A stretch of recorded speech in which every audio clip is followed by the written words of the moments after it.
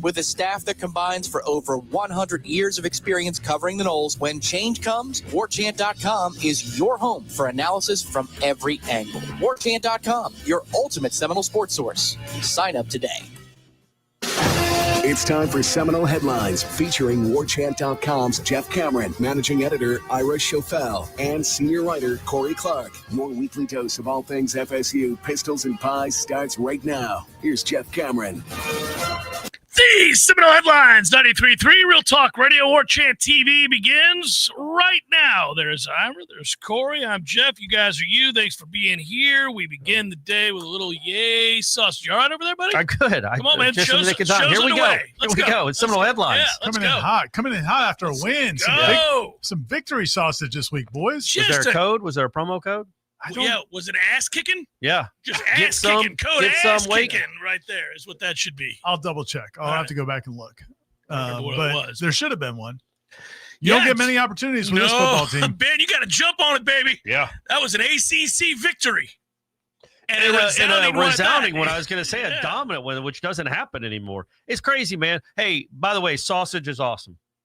Sausage in general is pretty good. Register sausage is awesome, though, right, Ira? I mean, I don't think there was a promo code, though. Oh, okay. But either way, I'm saying. Do you think Ben saw the game? Ben's standards are higher than just one win over Wake Forest. Ben's like the Ohio State of sausage. Right. Never did. Always good, always great, sometimes championship caliber. Never awful, never even mediocre, never even good. Always either great or elite. Every single recipe they have. Register sausage is. I don't know about Ben. No, I'm not sure Ben saw the game. Well, he might not have, but his sausage. Not have known to put the code up there or anything. His sausage is a perennial power. Yeah, that's true. Hey, that's a weird thing to say. I did. I did partake in some register sausage this weekend, though. Had a good. You know, you want to say like a good crop, but they're always good. Like Corey said, it's a championship pedigree all the times. And if you want your register sausage, go to registermeats.com. That's the website. Or if you're in this part of the country, go to your local grocery store and ask them why they don't have it if they don't have it. Or sometimes I'll get calls from friends. Hey, they've got it, but they don't have all the varieties. Yeah. Talk to your meat manager, people. It's ridiculous. We've been talking about this for a long time. Talk to your meat manager. Tell them you want the full variety of register sausage because they're all delicious. Yeah. And they're different times a day. And you need to get them in your life. Ira, the Publix you and I go to most frequently. There's the two that we go to, but the one that, And I got to tell you, half stepping this past weekend. I went in, did a big, I'm shopping for the week. 2 kids, the whole deal, Three carts. It's great. No, not 3 carts, but 1 cart filled. Yeah. Couldn't buy any registered sausage. They didn't have any. They didn't have any. None. Now sold out. Well, that tells you. Maybe they were sold out. Maybe they were sold out. None. I did a double circle. I thought it was me. I was like, well, it's just. I must have missed it. I missed it. What's wrong with me? I'm not looking in the normal place or something. No, they didn't have it. It was a big win. Well, that's why you go to registermeats.com to scratch that itch. All right. Well, I think we properly sold it. Yeah, it's Ben, true. you're It's welcome. Delicious, though. Ben, you've made more millions. Yep. It's worked out well. Now, basketball starts today. Well, you can't start with basketball. We're starting with basketball. I'm not gonna. They win a football game, an ACC football game. Yeah, now we move on. My guy wants the Garden Globe baseball game was Friday night. Soccer played the other night. Tough one, tough L. But the season does begin. I just want to point out that we welcome in another sport now that we're able to add to the topics of conversation, which is nice. Just nice to add, not to subtract. Now we'll lead with football, which was a 42-7 win. We were all there. I sat in the stands with my father and thoroughly enjoyed it. My oldest sat with us as well. It was good to see. When's the last time you sat at the game with your dad? Oh man, yeah. I would say the 07 game at Clemson. Jimbo, because I started working at the Democrat like maybe a month later. Mm-hmm. So that 07 Monday night game, Jimbo's debut at Clemson. That was the last time I sat in the stands with my dad. They lost. It was a game at Clemson. So yes. I think went to a Dolphins game with my old man back in the day. Back probably in the was it 90s? Yeah, 90s. Yeah, so they didn't suck. Sammy Smith was playing. Oh wow, okay. Sammy didn't fumble. Early 90s. No, he did fumble. Yeah, well, and they chanted "Sammy sucks." Oh boy, we don't bring up stuff like that. Well, it's not. It's just the last time I went to a game with him. Yeah. Once you become a sports writer, it's tough. Except you, buddy. You get the opportunity. I don't have to write stories. Yeah. I just have to talk about them. For but 2 days later, so you get to do whatever you want on a Saturday night. It's a good gig. Plus, he's alive. So that helps too. It's easier to go to the game with your dad if he's alive. I had some of his ashes. I could have brought those with us. You have to sneak around, and he's dead. You can't have a conversation. Yeah, that's tough. I know. Have a conversation. I'm sure he'd be handling this really well. These last 2 years, he'd be taking it all handling in stride. Yeah, perfectly. Well, I mean, really, they got the win. I mean, I think everything's solved now, right? We're moving on. Moving on. Greener pastures. Looking on to. I don't know how to think about. Normally, Florida State Clemson week is one that delivers a lot of consternation because you're nervous typically.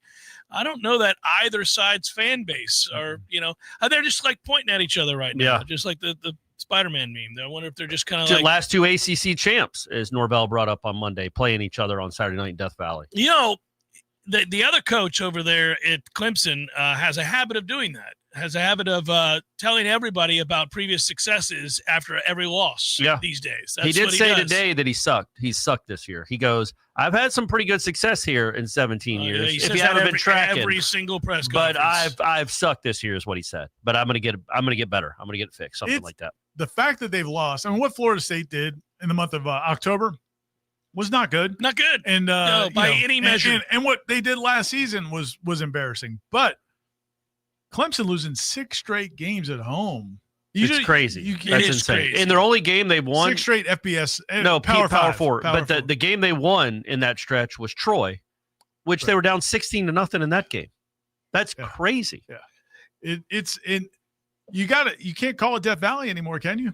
Like you just basically say we're not. Get out of Death Valley alive, I guess. You don't always die when you go through there. When you look at that game, it's like it doesn't make you mad. You got to appreciate the wins, but it's like, man, if they could have played like that the last month, just 2 of the times, they'd be 6-2 and ranked 15th in the country, 17th in the country. Florida State, I'm talking about. There's the rub. But they didn't. Yeah. And it's hard to get over that Stanford loss, no matter what happens the rest of the year. But they have been close to being a good team. And they're certainly better than last year. It's not even close. But at the end of the day, the record is the record. And there's all these – I don't know I have no idea what they're going to do. I have no idea what they're going to do or what they should do even. Well, I think Clemson fans don't either. It is a weird time for this rivalry. It's the best rivalry in the ACC. It has been in relatively recent memory because Miami was bad for 20 years. We've been up and down and up and down, up and down. But it is strange. I don't even know how to – it's kind of indicative of what's happening in college football right now where you look around and it's bizarre. I think you say right now as if you think it'll normalize. And I just think this is the new normal. No, I'm with you on this. It's a greater conversation to have. I think we're all adjusting at different pace. Like you meet some people who don't really wrap their head around it just yet, that it's going to be normal to have teams that aren't traditionally in the top 20 suddenly vying for playoff spots. It's going to be normal for schools that annually are competing for a spot in the top 10 to suddenly have a season in which they lose 7 games. It's like, it's not even that. That is the new normal. I think that, but I also take it more micro and say it's more week to week. Like, I assume SMU fans love their coach. Well, that guy lost to that Wake team. Yeah, which is hard to believe. That's crazy. They beat Clemson on the road. Yeah. They beat Miami, and in the middle lost to Wake. Like that's what I'm talking about. It's not just you might have a good season followed by a bad season. You might have a great win followed by a what in the world was that week the very next week. And you see, it's just like, how do the Packers lose to the Panthers? But how do the Falcons beat the Bills? But I feel like, if you think about it, that's kind of college football's always been that. Like those teams, not to this degree. No. What I'm saying though is, it's magnified now because these are all teams in the playoff hunt. Yeah, right. Yeah. In the old days, we wouldn't have cared about these teams. Like SMU lost. Okay, yeah, they're out. Cast them aside. That's who they are. They're in the 10 of suspicion. Yeah. And so it wouldn't have seemed out of the realm because you didn't consider them a contender to actually win the national title. Now it's name brands. But now with 12 teams getting in, it's like, well, we got to watch everybody, and so teams have always lost games here or there. I think what it will be interesting, and I do wonder to that point, is with multi-year contracts and within one transfer portal window and with ostensibly a somewhat of a salary cap, like, do we see some normalcy come back in terms of the power brands becoming power brands again. I don't know that that's going to happen, but I think what we've seen over the last 5 years is complete chaos.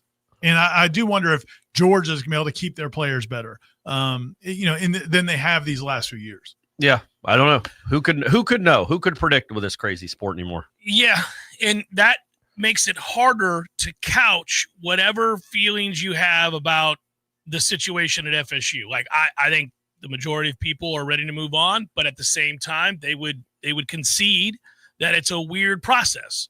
Like, I want to move on. I've wanted to move on.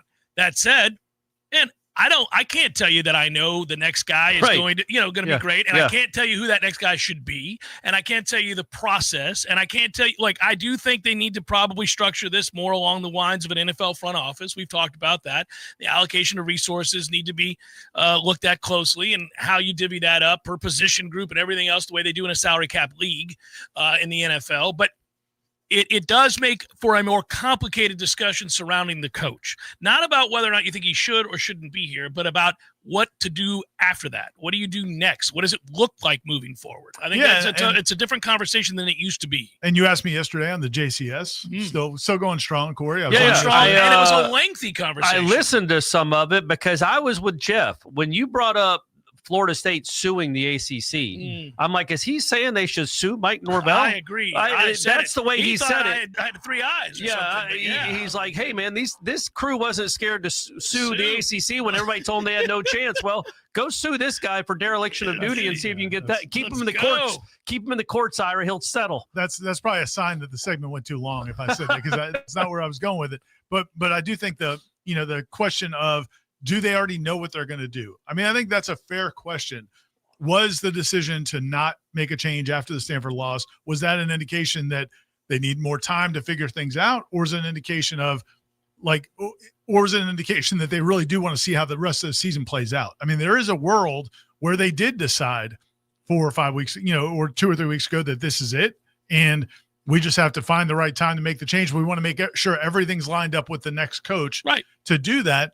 Or it is, going to wait and see. But if they did make a decision, if they already do know what they're going to do, and that's possible, what happens if he keeps winning games? That is a question. I mean, that's what happens sometimes in these situations. I think he would probably end up keeping his job. It happened with Gus Malzahn at Auburn. There were times they were done with him and they beat Alabama. It'd be hilarious because occasionally you'd catch that fringe Auburn fan. It's like, man, did we have to beat Alabama? Now we got to keep this dude. And damn well we're not getting to where we want to go with this dude. But especially when you go get Brian Harsin. And then follow that up with Hugh Freeze. Absolutely fire Gus Malzahn. That was the well played, Auburn. But Hugh Freeze is a perfect example. There's nobody in the world. Hey, by the way, you could hire him. He's on the market. Probably get him for $5. It's some strippers. There's nobody in the world that would have thought that the reason he'd get fired in 3 years is because they can't score points. And that's just crazy. It's awful. It's unbelievable how bad that offense is. Unbelievable. It's like last year's Florida State offense, legitimately. It is similar to Florida State's offense from a year ago, which we thought we could never see again in college football. It's dreadful. I'm for getting a no name that we're all like, who? What? We're paying him $50,000. All right, let's go. Yeah, go back to the old school, like a high school football coach's salary. Yeah, do that. $38,000, a truck. Yeah. He gets a truck, and maybe an apartment. And if he wins, the campus, and if you get to the playoff, $8 million bonus. There you go. But it's a bonus. It's an incentive. That guy would be grinding. He absolutely would. Can you imagine the work that would be put into that guy? You don't want to guarantee him $30 million. No. You want to see it's the carrot dangling out there, That's man. A hell of a carrot. Yeah, $8 million. You get to win the lottery if you get to the playoffs. If you win the ACC, we're going to give you 10,000 lotto tickets. Speaking of that's not a bad play. Odds are you're going to win if you get 10,000. Right? Yeah, I think that's just math. I think that it is. I will say for college football, big picture, you find this fun? I kind of do. Not Florida State being sorry, not that part. But I like the fact that, who the hell's going to win the ACC? Who's even going to play in the ACC? Who's going to play the probably Big 12 championship game? I mean, but who's going to play Ohio State in the national championship? I think Ohio State's clearly maybe Oregon, but no, Oregon lost to Indiana. It's crazy. Hey, Indiana's unbelievable. On Indiana every time we come in here. It is unreal what that team is. It's unbelievable. It's a juggernaut currently. They beat the crap out of everyone. Have you taken a close? I was asked Corey this at the game Saturday. I need to do this. I just haven't done it yet. Where did their players come from? Yeah, I was going to say James Madison. No, but that was last year. They might have been on the Rams. We're not. But nobody pays attention to the Indiana football. They might have got a bunch of practice squad players from like the Ravens and the Rams. Remember what a big deal it was when we know where the quarterback came from. Yeah, he couldn't beat it. He couldn't win in Doak, could he? Couldn't do it. Who was the receiver here a couple years ago from Jacksonville that transferred to Indiana? What's his name? No idea. Come on, man. Not Malik McClain. Four-star receiver.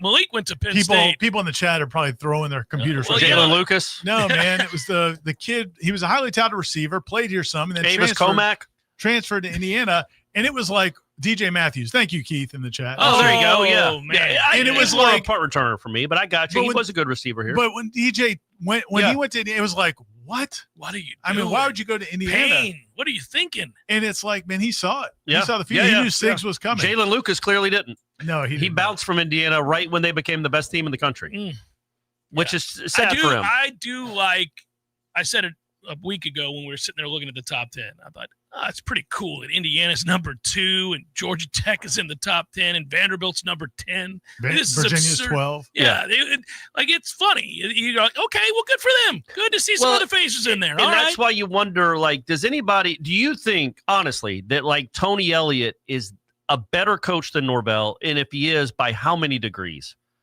Or Brent Key. Actually, I like Brent Key. He's a very good coach. I like Tony Elliott. And I like Tony Elliott. But Tony Elliott almost got fired. Years were terrible. They didn't do well this year, and they've been close to not doing great. He would have been fired. It's like, man, it's so the margins now are crazy. Yeah, but you can't lose every close game. Well, that's a bummer. At some point, you have to win something. Yeah, but Tony Elliott was doing that. And it's funny, like, and I get, man, this is. But why would you go hire Tony Elliott? Thinking that he could turn Florida State. At the time that he got the Virginia job, it was considered a great hire. Obviously, he had some heavy lifting to do at Virginia. Yeah. And there was some circumstances, including a tragedy, that made that difficult. But if you hired him, and he would maybe have great success here. You're making the point that I've made a lot, and I'm not saying that you're copying. I'm saying everybody can look at this now and say, look, good coaches get fired all the time. Bad coaches or guys that we thought were bad coaches get second chances and end up winning somewhere. It happens a lot.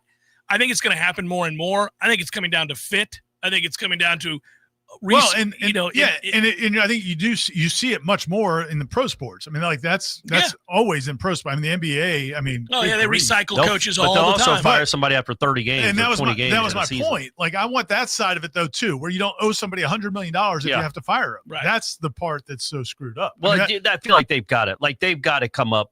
The times have to change. Like I think this cycle will prove everything. I know there's a big fish with Kiffin. But other than that, it just would not make sense for anybody to promise someone $50-60 million. Listen, it's true this time around, though. You think about it. There aren't big fish. Lane Kiffin is the biggest fish in the market. It's Lane Kiffin. I mean, he's not that great. Anyhow, so, you go ahead, Florida. Pay $15 million a year for Lane. There's some good size to get him some players. There's some good size Franklin fish. and James Kiffin. Franklin's Those out are there. the two. Yeah. That's the two.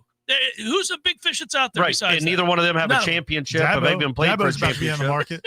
Dabo could be on the market. He's the biggest fish. But I mean, it's not like before. Like it seems like in the past, like 10 years ago, 15 years ago, you'd see job openings and you'd think, oh man, and you would name 5 dudes that seemed like slam dunks. Yep. Well, some of them, and even some of them were like Lincoln Riley going to USC was a big coup at the time for USC. And I think Lincoln Riley's a really good offensive coach. But in this day and age, it's not like if the Falcons, I keep bringing this up, if the Falcons went and got Andy Reid, that's a big name, right? 3-time Super Bowl champ. You think the Falcons are going to be great with Andy Reid? Well, you feel like you have a cursed franchise. But I mean, I understand. But you know what I'm saying?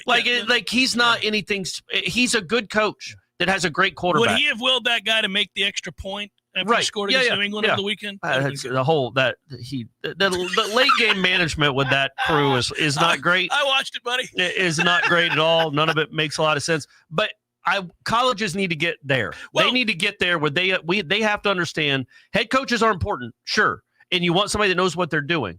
But it can't be where you put 80% of your resources into locking a guy up for $80 million. We were talking about this the other day. So when Matt Rule got extended at Nebraska, when they made that announcement, and Rhett Lashley, like the next day, also got extended. Now, a little bit different at SMU, but anyhow, going back to Matt Rule, as soon as it happened, I said to Tom, why would they give in to that? First of all, I don't think he was going to get the Penn State job. Secondly, if he walked through the door with his average ass so far at Nebraska, never winning games against ranked teams ever, and he walks in and is like, well, I need more money and I need an extension.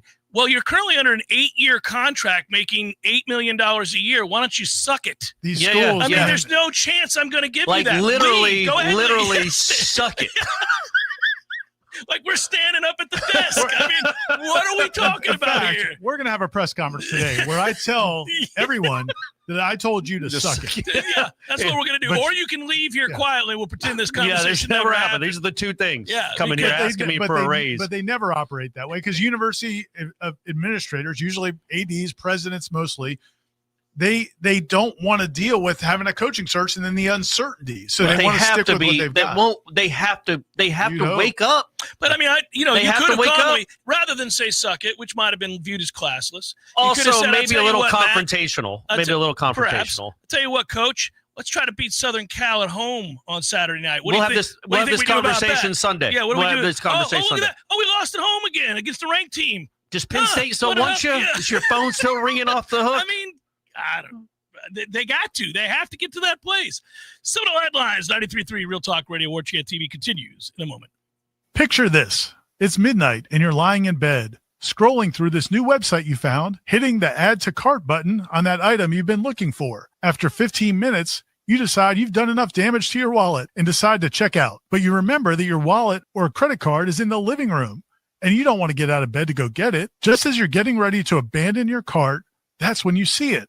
That purple shop button. That shop button that has all of your payment and shipping information saved, saving you time while you stay warm in your bed. That's Shopify. And there's a reason so many businesses sell with it, because Shopify makes everything easier, from checkout to creating your own storefront.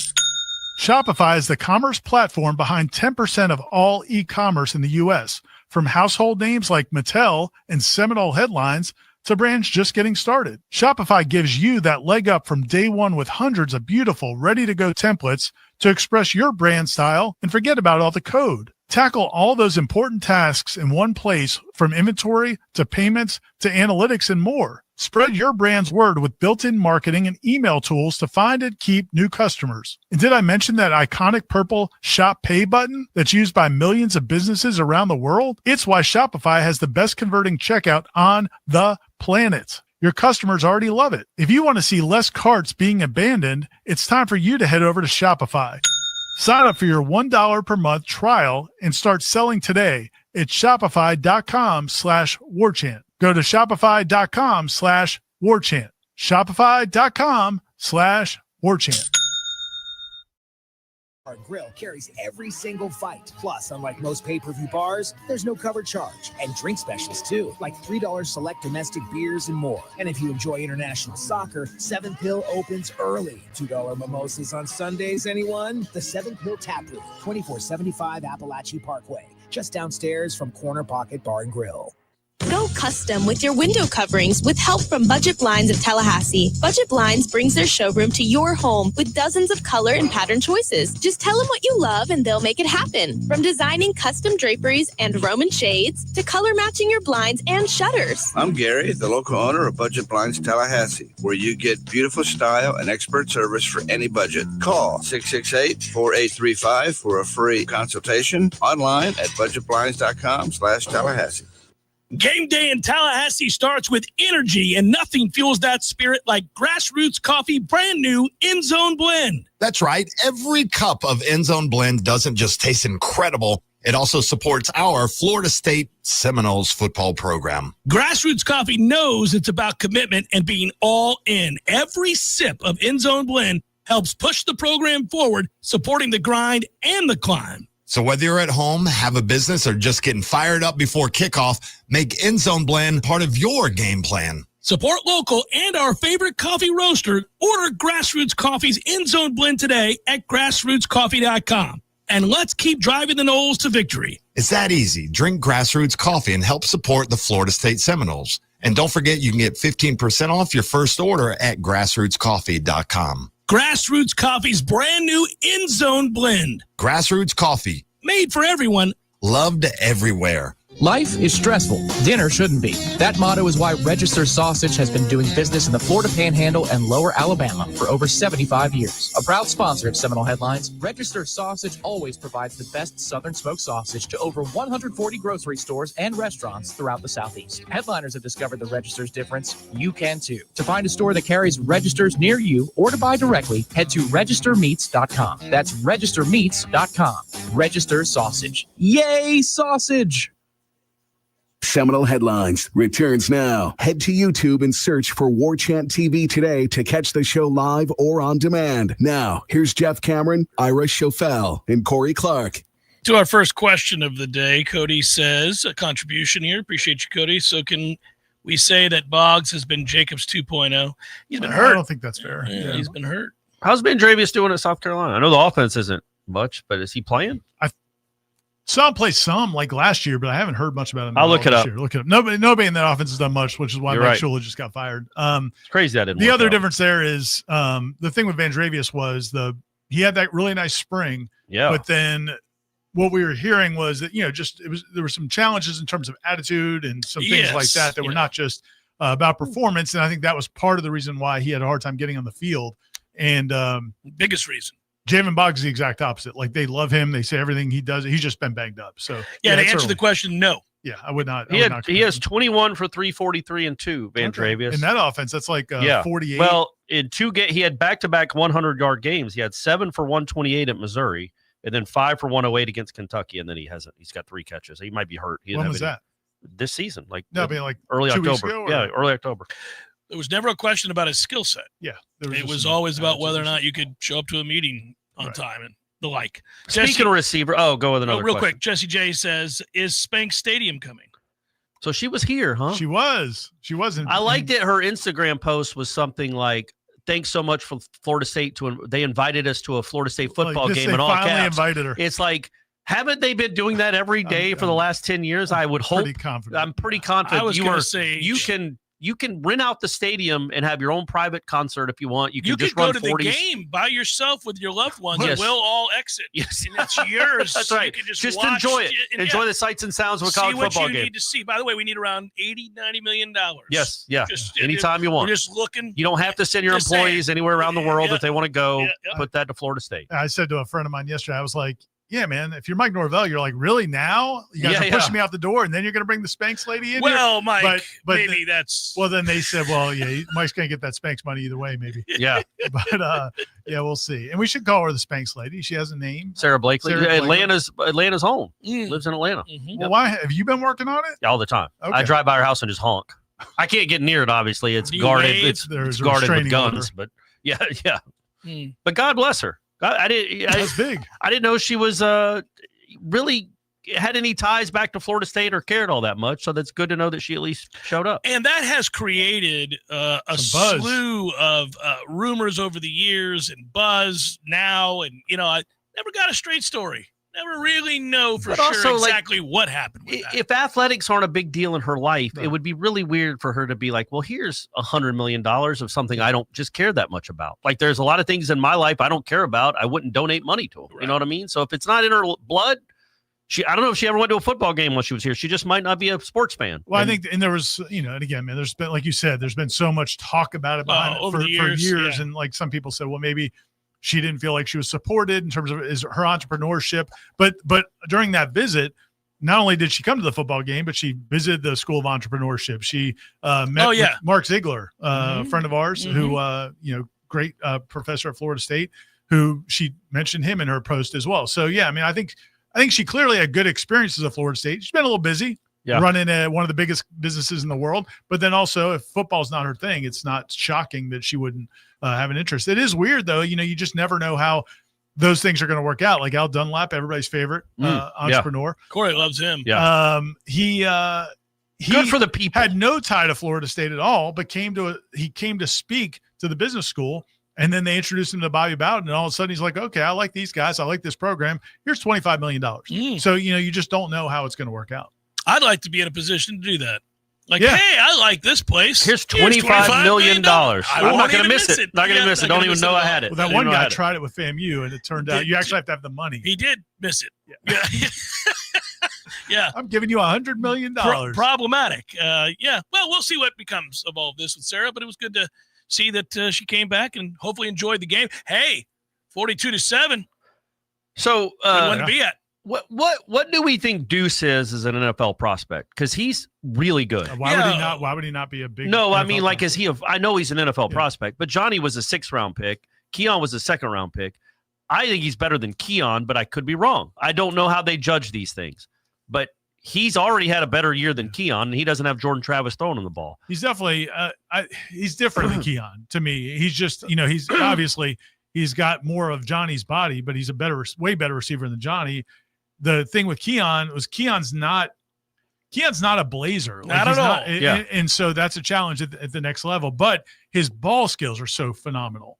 That's what made him special. And he's physically strong. He's a good athlete. He's just not fast. Right. Relative to. Right. Whereas I don't know that Deuce is – and I think that's what somebody said it recently, and people got offended that somebody said that Deuce wasn't quite the same athlete as Keon. What they meant by that is it's the quick – just the – Keon's springy. Keon was like a Big Ten basketball player. Yeah, he was springy. He's a little twitchy. He's got 6'4" really punt returner. Yeah. But Deuce is 6'6" and can move. Yeah, he's special. Like he's not. He is.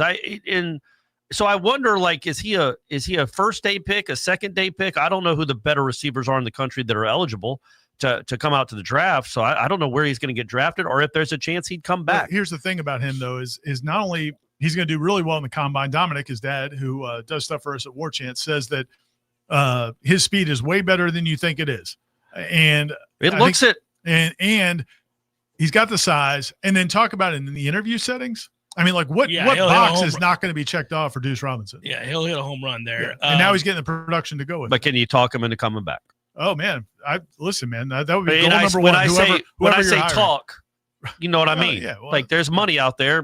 Going back to the Spanx, there's money. He could be a spokesman for Spanx. Don't they have? They have men's Spanx. So this was fun. Just to pull this up since you asked the question. I like I love the NFL draft, so I started pulling up a lot of the sites. One of the sites that I pulled up, I was just trying to look at first-round projections. Yeah. And as I was going through, he's not predicted in this particular first-round projection. But at 26 was Caden Proctor. And I love that in the first paragraph, it was this. Came into the season with round 1 hype, but a disastrous first game against Florida State has seen him fall. It was indeed. It was disastrous. He gets to go up against those SEC linemen. He feasts on them.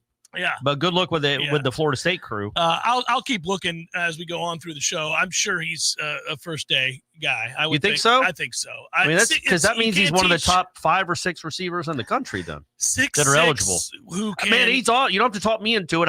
I thought Keon was a first rounder. I thought.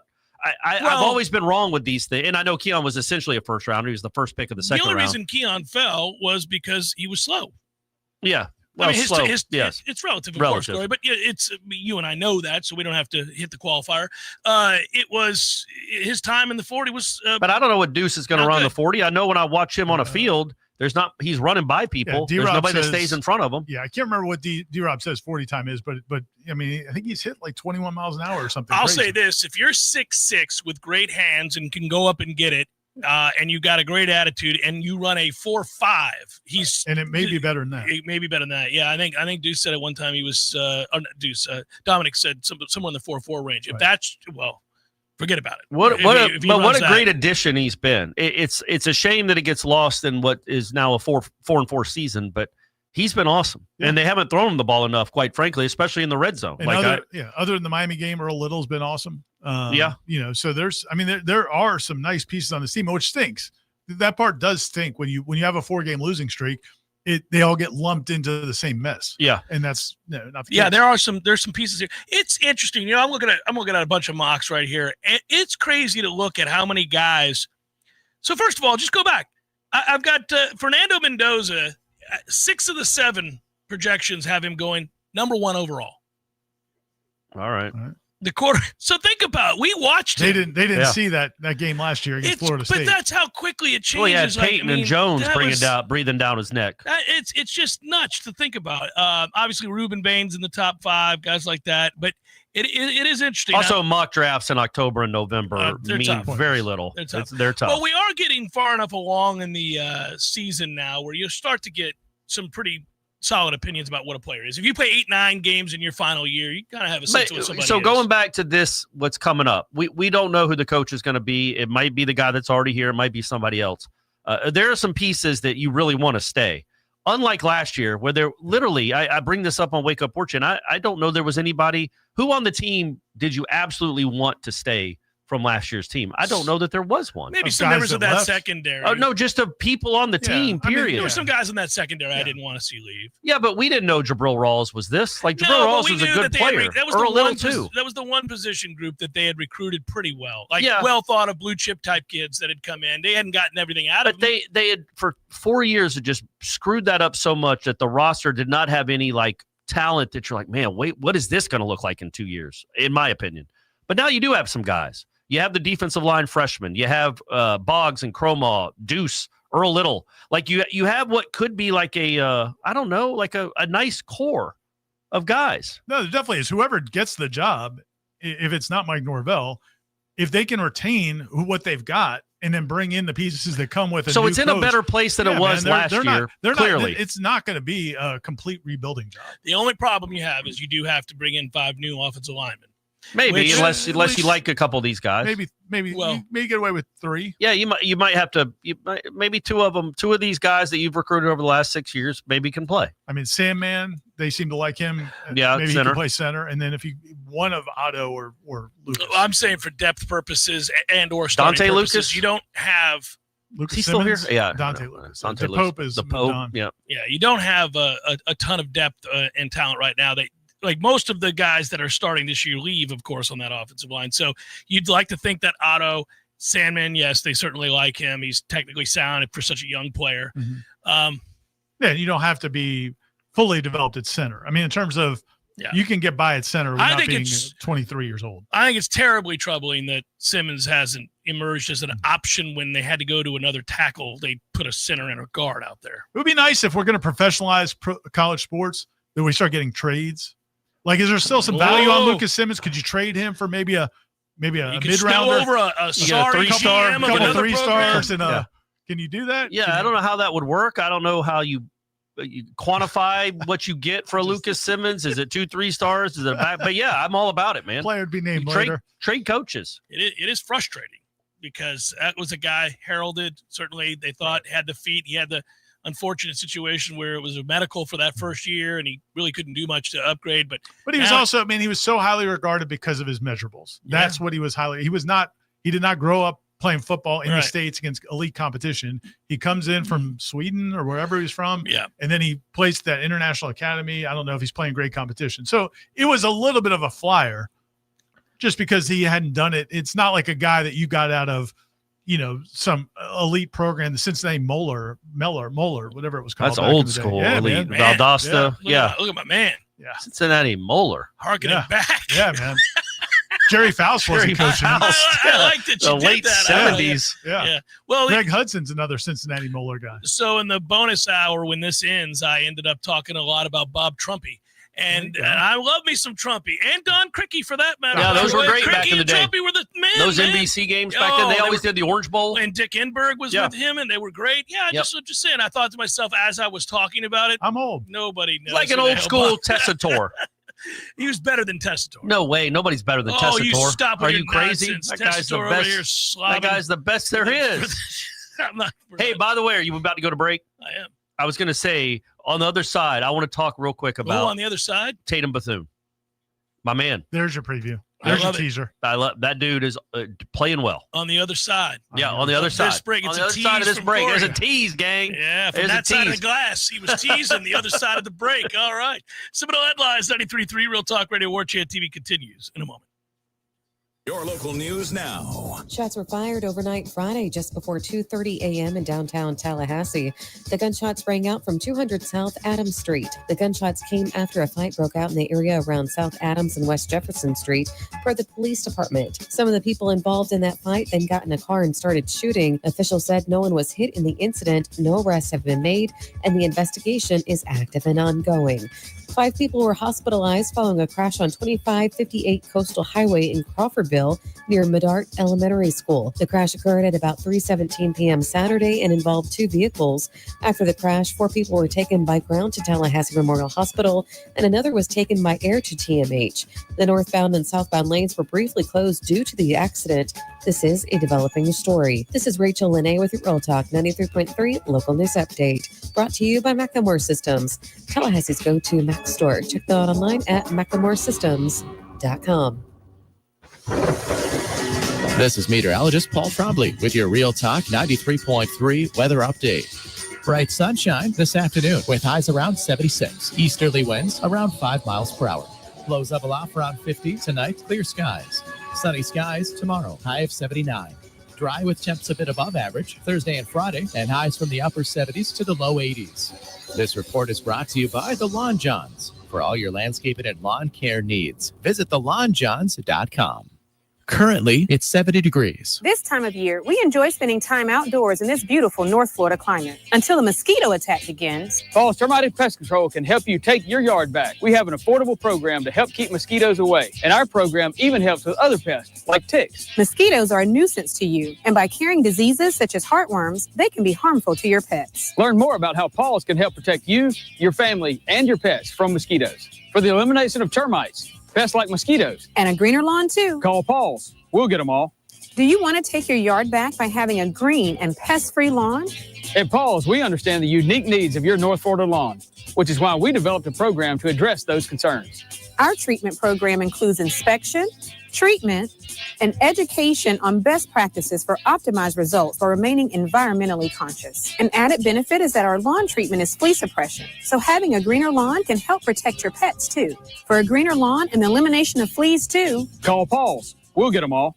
Life is stressful. Dinner shouldn't be. That motto is why Register Sausage has been doing business in the Florida Panhandle and Lower Alabama for over 75 years. A proud sponsor of Seminole Headlines, Register Sausage always provides the best Southern smoked sausage to over 140 grocery stores and restaurants throughout the Southeast. Headliners have discovered the Register's difference. You can too. To find a store that carries Registers near you or to buy directly, head to registermeats.com. That's registermeats.com.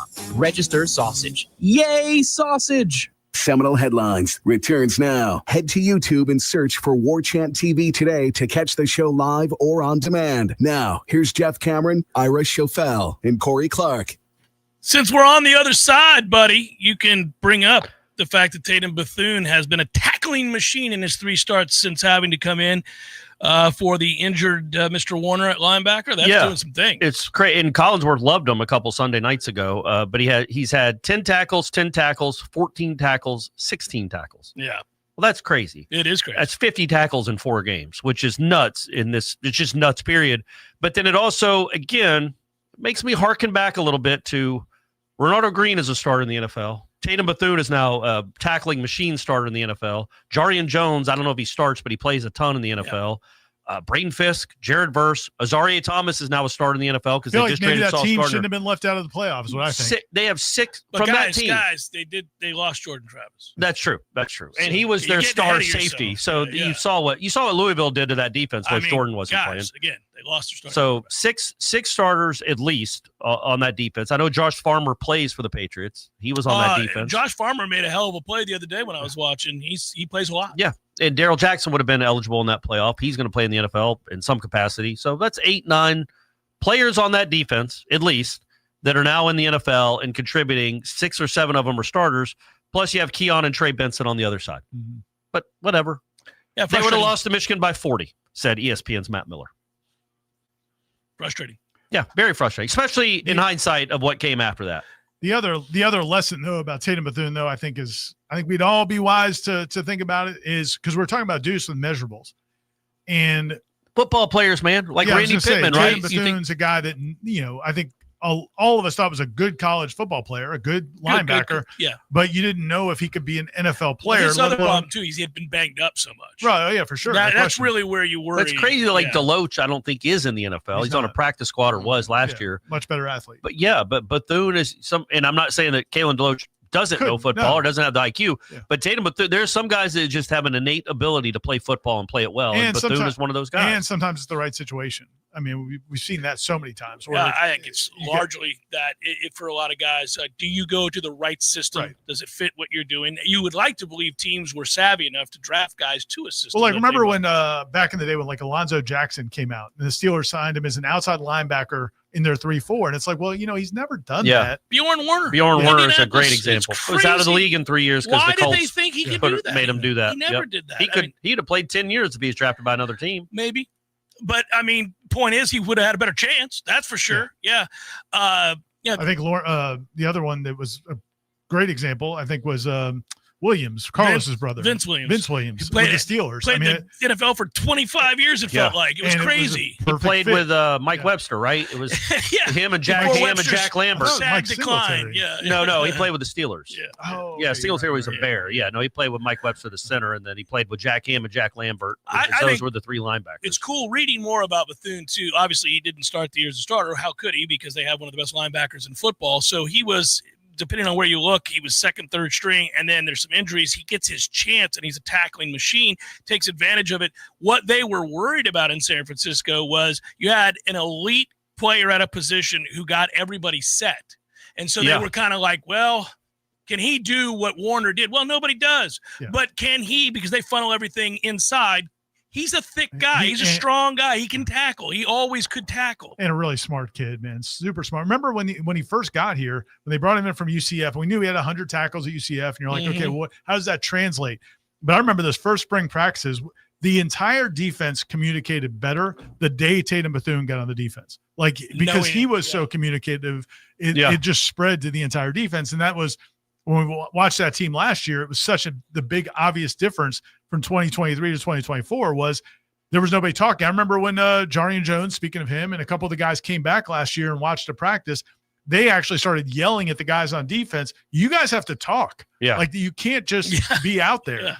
And you're kind of just out there, guys. Yeah. And that's how they played. Every Saturday night. But, I mean, when you look at that team, like Bethune was there for a year, right? Deloach was a homegrown guy, but all the other ones came in for a year, too. It's not – and that's an elite defense. And we look back at that. The further we get away from it, the more we realize it's one of the best defenses Florida State's ever had, and it was probably the best defense in the United States because of the talent and also the experience. Well, it's not that hard to go find these things again. Like Florida State did it with Mike Norvell having really no success. I think it's harder. I think it's harder. You think it's harder 2 years later? I think it's getting harder and harder. You're not seeing as much as that happen in the portal the way that you did. You're not finding those kinds of defensive linemen. Well, the linemen but I mean, it was an Albany guy and a Western Michigan guy. That's what I'm saying, though. And those two guys ended up being, obviously, first and second round draft picks and rookies of the year candidate. One of them wins it. Those guys aren't out there as frequently now because more people dip their hands in the portal than they did back when Mike was doing it. Mike hit home runs and deserves credit for that. That's what he did. And then everybody went, we can do that too. Well, how about, let's put it another way then. Like maybe they've all caught up to Norvell and he can't attract those guys anymore. There are people out there that can attract those types of players to come play for you or get you here or pay them more money, whatever you have to do. Indiana's going to be in the playoff. Indiana's going to play Ohio State probably undefeated for the number 1 overall seed in the playoff, which is crazy too. They're going to play a game that matters not at all. You know what I mean? You can win the Big Ten, great, but they're in the playoff either way. It's a weird sport we have here when they're both guaranteed to be in the playoff, probably. But like, it's not a hard, long, arduous fix. It's a quick fix. Yeah, you can turn things around quicker than ever before, especially because of unlimited transfers. Also, especially because of the name of this university, they're not transferring to UTEP. Well, and I also think Rice, as we talked about in the last segment before he teased us into this segment. What a tease that was. You like that tease, big guy? You like that? One of the best teases I've had in a long time, guys. I'm not going to lie.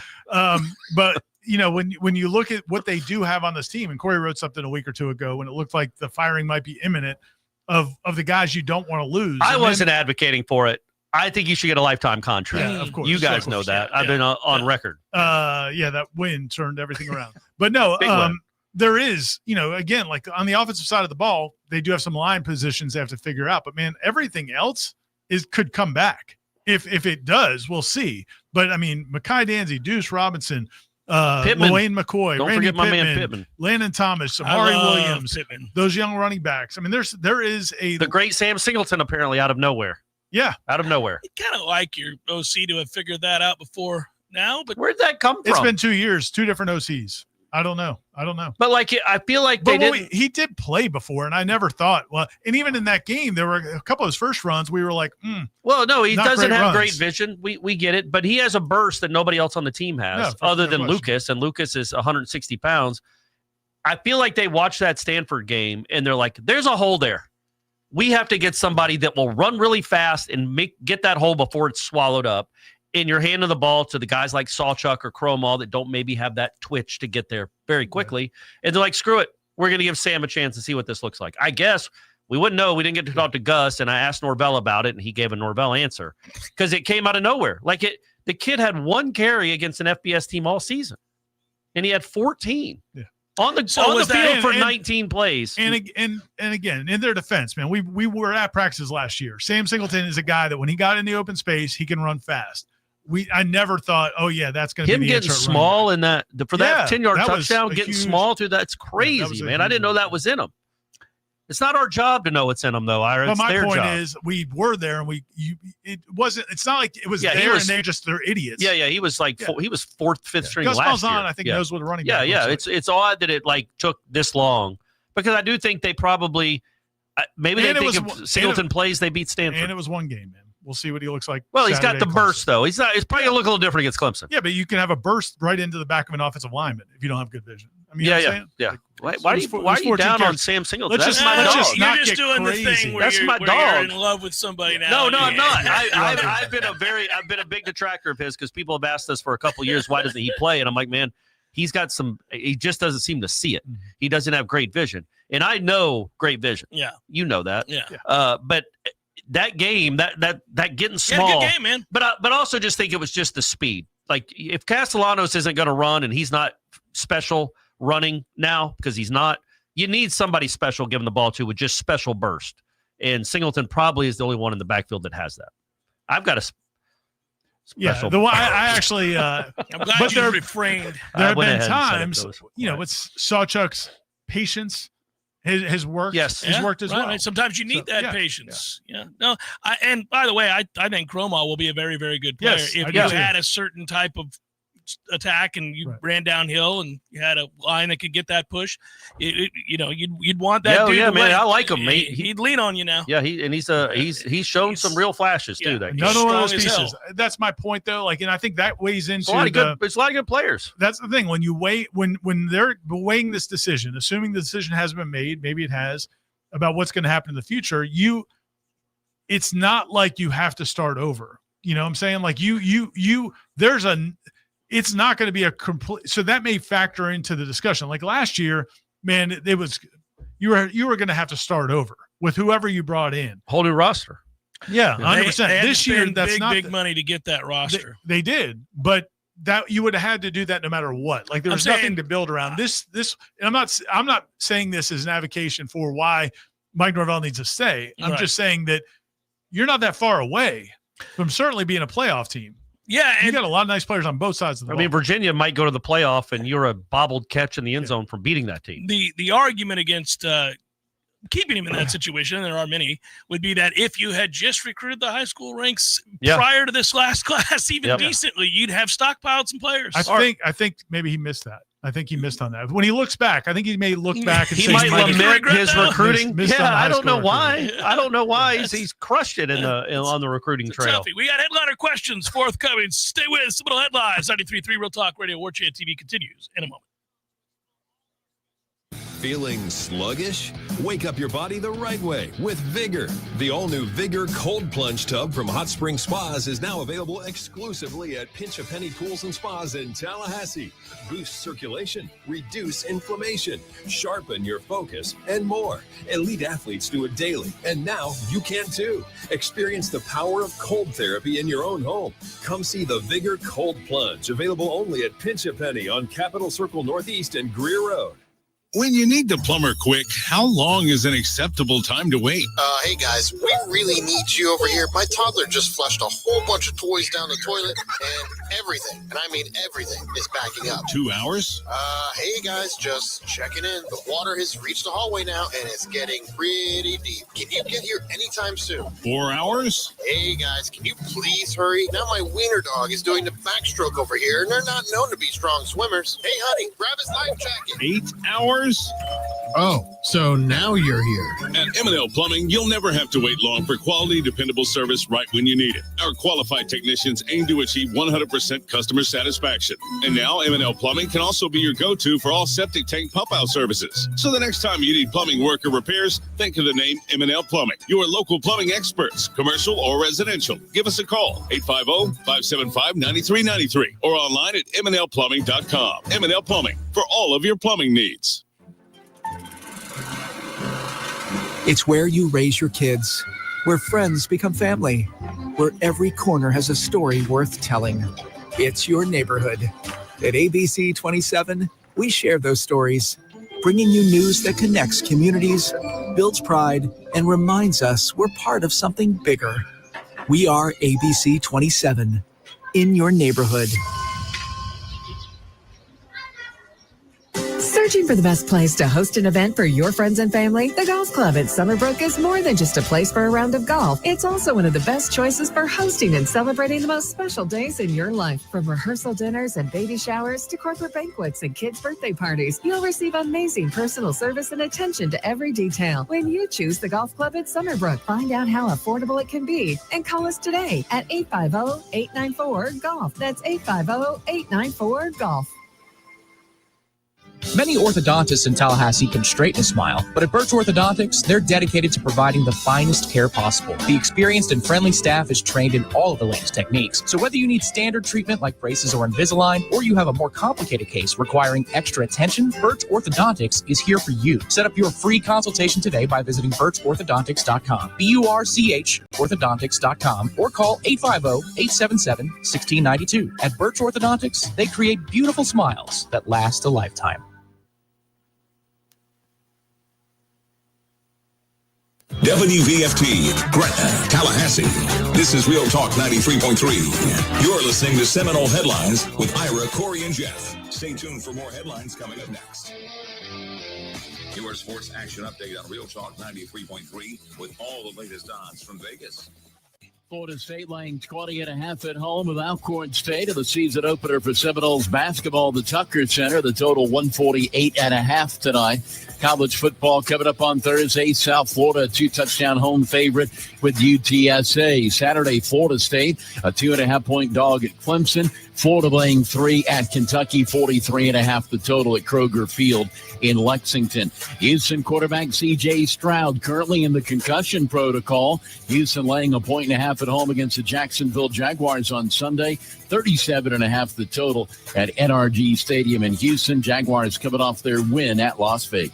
Score $500 in rewards with the GBank First Bet VSiN Trifecta. Details at vsin.com/GBank. For more sports betting news and information, go to vsin.com. Mike Sennett, Real Talk 93.3. Macy's one-day sale is the perfect time to get a jump on holiday shopping because you'll find incredible deals on great gifts like Style & Co. sweaters for $19.99, coats for the family for under $100, and diamond studs for $2.99. That's over half off. Plus, it's Star Money bonus days when Star Rewards members can earn Star Money faster. Not a member yet? Join for free and start earning $10 in Star Money for every $100 you spend at Macy's one-day sale today. Savings off select styles. Exclusions apply. Rain-X wipers are the #1 wiper blades in America. That means all kinds of drivers choose Rain-X. Big drivers in small cars choose Rain-X. Small drivers in big cars choose Rain-X. Drivers with long hair and short commutes choose Rain-X. Drivers with short hair and long commutes choose Rain-X. Drivers with pets on board, babies on board, and bored babies on board choose Rain-X. Basically, drivers who love a clear view of the road all choose Rain-X wipers, the #1 wiper blades in America. Hey, this is for my homeowner friends out there. You know who you are. When you get your grass cut, you're going to inspect the work, make sure it's good. Get your house painted, check around every corner and edge, make sure that's done right. Get a new roof, get eyes on those shimmering new shingles. Get your septic tank cleaned. Bet you're not popping your head down in there to take a look around. You got to trust it's done right. I'll make it easy. Go see my friend Greg Miller, Miller Septic. They're my guys. I trust them, and you can too. MillerSeptic.com. That's it. That's the commercial. That's the whole thing. Check them out. That's MillerSeptic.com. Can we talk about the most important things in your life? Your family, your friends, your home, and enjoying the time you spend together. You sure don't want to have to think about whether everybody's going to be comfortable. You want Tony Kelly to make sure everybody's comfortable. That's what Tony Kelly does, and that's what's most important for the entire Tony Kelly team. Their prompt, professional service and attention to detail, they're famous for it. Focus on what's most important to you and let Tony Kelly Heating and Air keep everybody comfortable. Stay comfortable and stay focused on the most important things with Tony Kelly Heating and Air, committed to serving you and your family with exceptional service, skilled technicians, and reliable high-quality work. Go to TonyKellyInc.com to find their full range of HVAC services, including repairs, installations, inspections, and maintenance. TonyKellyInc.com or call 850-385-3774. From the championship stage to coaching change and everything in between, Warchant.com remains your home for the best FSU football coverage in the business. Brutally honest columns and features, market-leading multimedia presence across video and podcast, the largest FSU fan community with a staff that combines for over 100 years of experience covering the Noles. When change comes, Warchant.com is your home for analysis from every angle. Warchant.com, your ultimate Seminole sports source. Sign up today. It's time for Seminole Headlines, featuring Warchant.com's Jeff Cameron, managing editor Ira Schofel, and senior writer Corey Clark. Your weekly dose of all things FSU, pistols, and pies starts right now. Here's Jeff Cameron.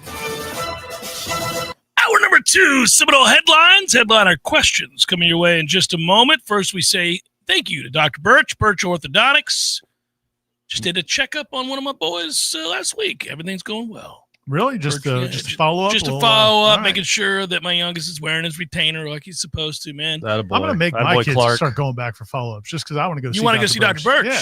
I didn't get to go. My wife took him, but I was envious. Yeah. Because that ice-cold water, guys. It is the water. Yeah. It's the water that hits the past spot. how good that is. Yeah, all of our kids have gone to Dr. Birch, and you guys should as well. If you have any orthodontic needs in your family, it doesn't have to be the kids in their braces or the Invisalign or any. I mean, look, there are adults that need orthodontic work as well. Maybe it was something your parents couldn't afford when they were younger, but now times have changed. You can make it happen.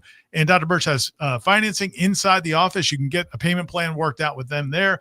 And they also do free consultations, handle tough cases, just all the latest technology. We can't speak highly enough of Dr. Birch and her staff.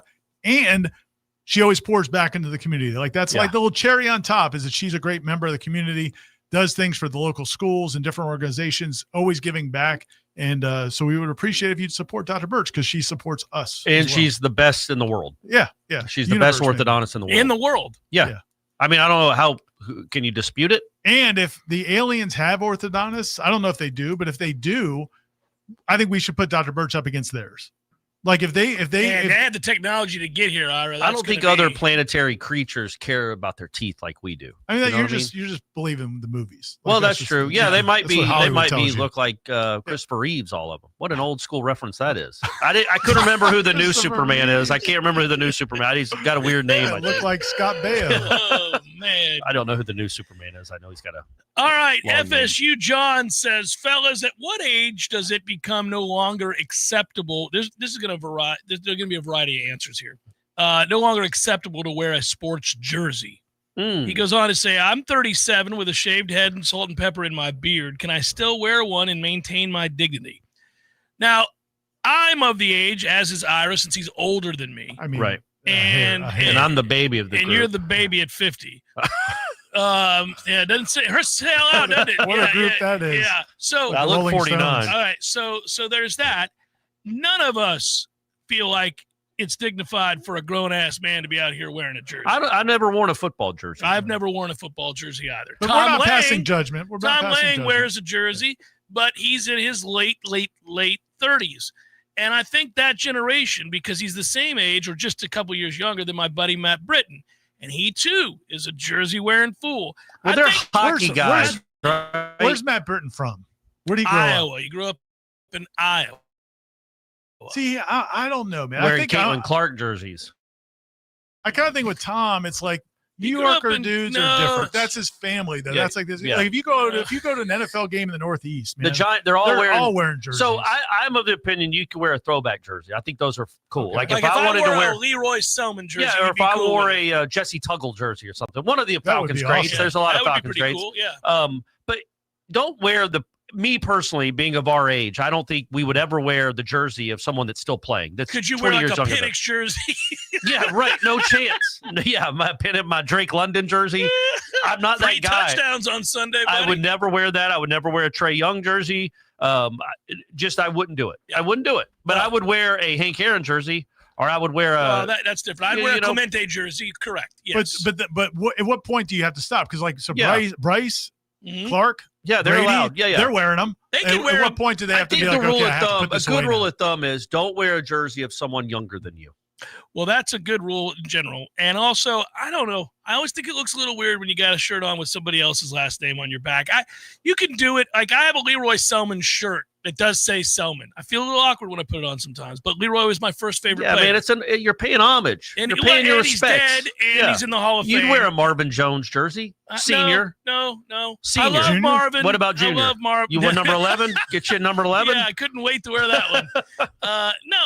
Hey, big win for him and the Sooners on Saturday night. It was a Marvin great Jones. win. It was a great win. No, I think we were of an era where that just wouldn't happen. But the one that came after us, yeah, they're all about it. like this guy, you can wear it, Yeah. man. You can wear Wear it.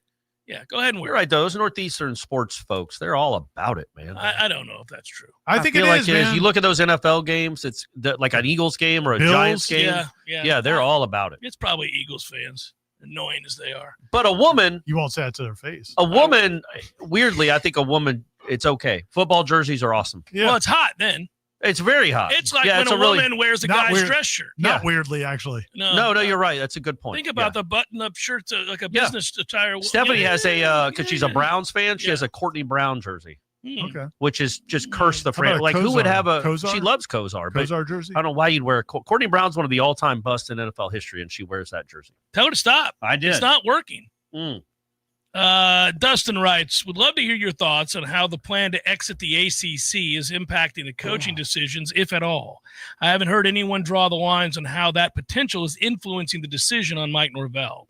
So this is a valid question. I've had a lot of people either email, and I'm sure you've heard this before too, where they're saying if Florida State was saving up a certain amount of money to try to exit early before 2030, 31, whatever, then maybe that would factor in as well. Ira, what say you, buddy? Yeah, no. Why'd you ask Ira? Because I think he would know more about this than you. Fair retort. That's a fair answer. Okay, go ahead. I think it is. I think it is. It's got to be a factor. I mean, it has to be a factor. This money's not unlimited, and so you do have. That's something you have to consider. That they're going to pay that money at some point, ostensibly, unless things move to a Power 2, unless like a real Super League, then. Give Peter Collins and that staff, that crew credit. They had it written into the lawsuit settlement that they just get to walk away. I don't think they have to actually pay the exit fee at that point. All right, good. But if it is a deal where they have to buy out, even in 3 or 4 years, you're still talking about $75 million. So this money doesn't, money doesn't grow on trees, guys. I was just thinking about that. But You at the should same coin time, that phrase. yeah, that's a good thought. At the same time, if you're convinced Mike Norvell's not the right guy, and if you're convinced that you do have things in place and you do think you can be great again much sooner, and you do have a real plan, like my whole thing is don't pay Mike Norvell $50, $60, $70 million in his staff Without a plan. Now, Yeah, if you do have a plan, then okay, all right, and maybe that it's worth it. It's curious. I think they know they can be better than this. Right. Oh, God. Let's just put it that way. They know Yes. it can be better than this, and it has to be. Yes. Given the investments, it has to be better than this. And let's say you've come to the conclusion that it's not Mike Norvell, and I think some people over there have, maybe not all. But you're right. There is this hang up that even if you're on that side of it, and I am, then you still have to have a laid out understanding of this is what we're going to do, and this is how it's going to look. And I think that could get very complicated in a hurry because I think you've got enough dissension amongst the people that have the power to want to be involved in that you could have a real issue with that. It would take some time to vet. Let's just put it that way. So, yeah, I mean, I think money's a factor, but I don't think it's a deal breaker. I mean, if you are confident you've got a plan in place, and I think they I don't know what their plan is, but I do believe they are operating from a plan. I think that's why they didn't fire him when they could have fired him after Stanford. But at the same time, you don't want to spend that money if you don't have to. But if you're convinced that you have a plan and you need to do it, then you got to go ahead and do it.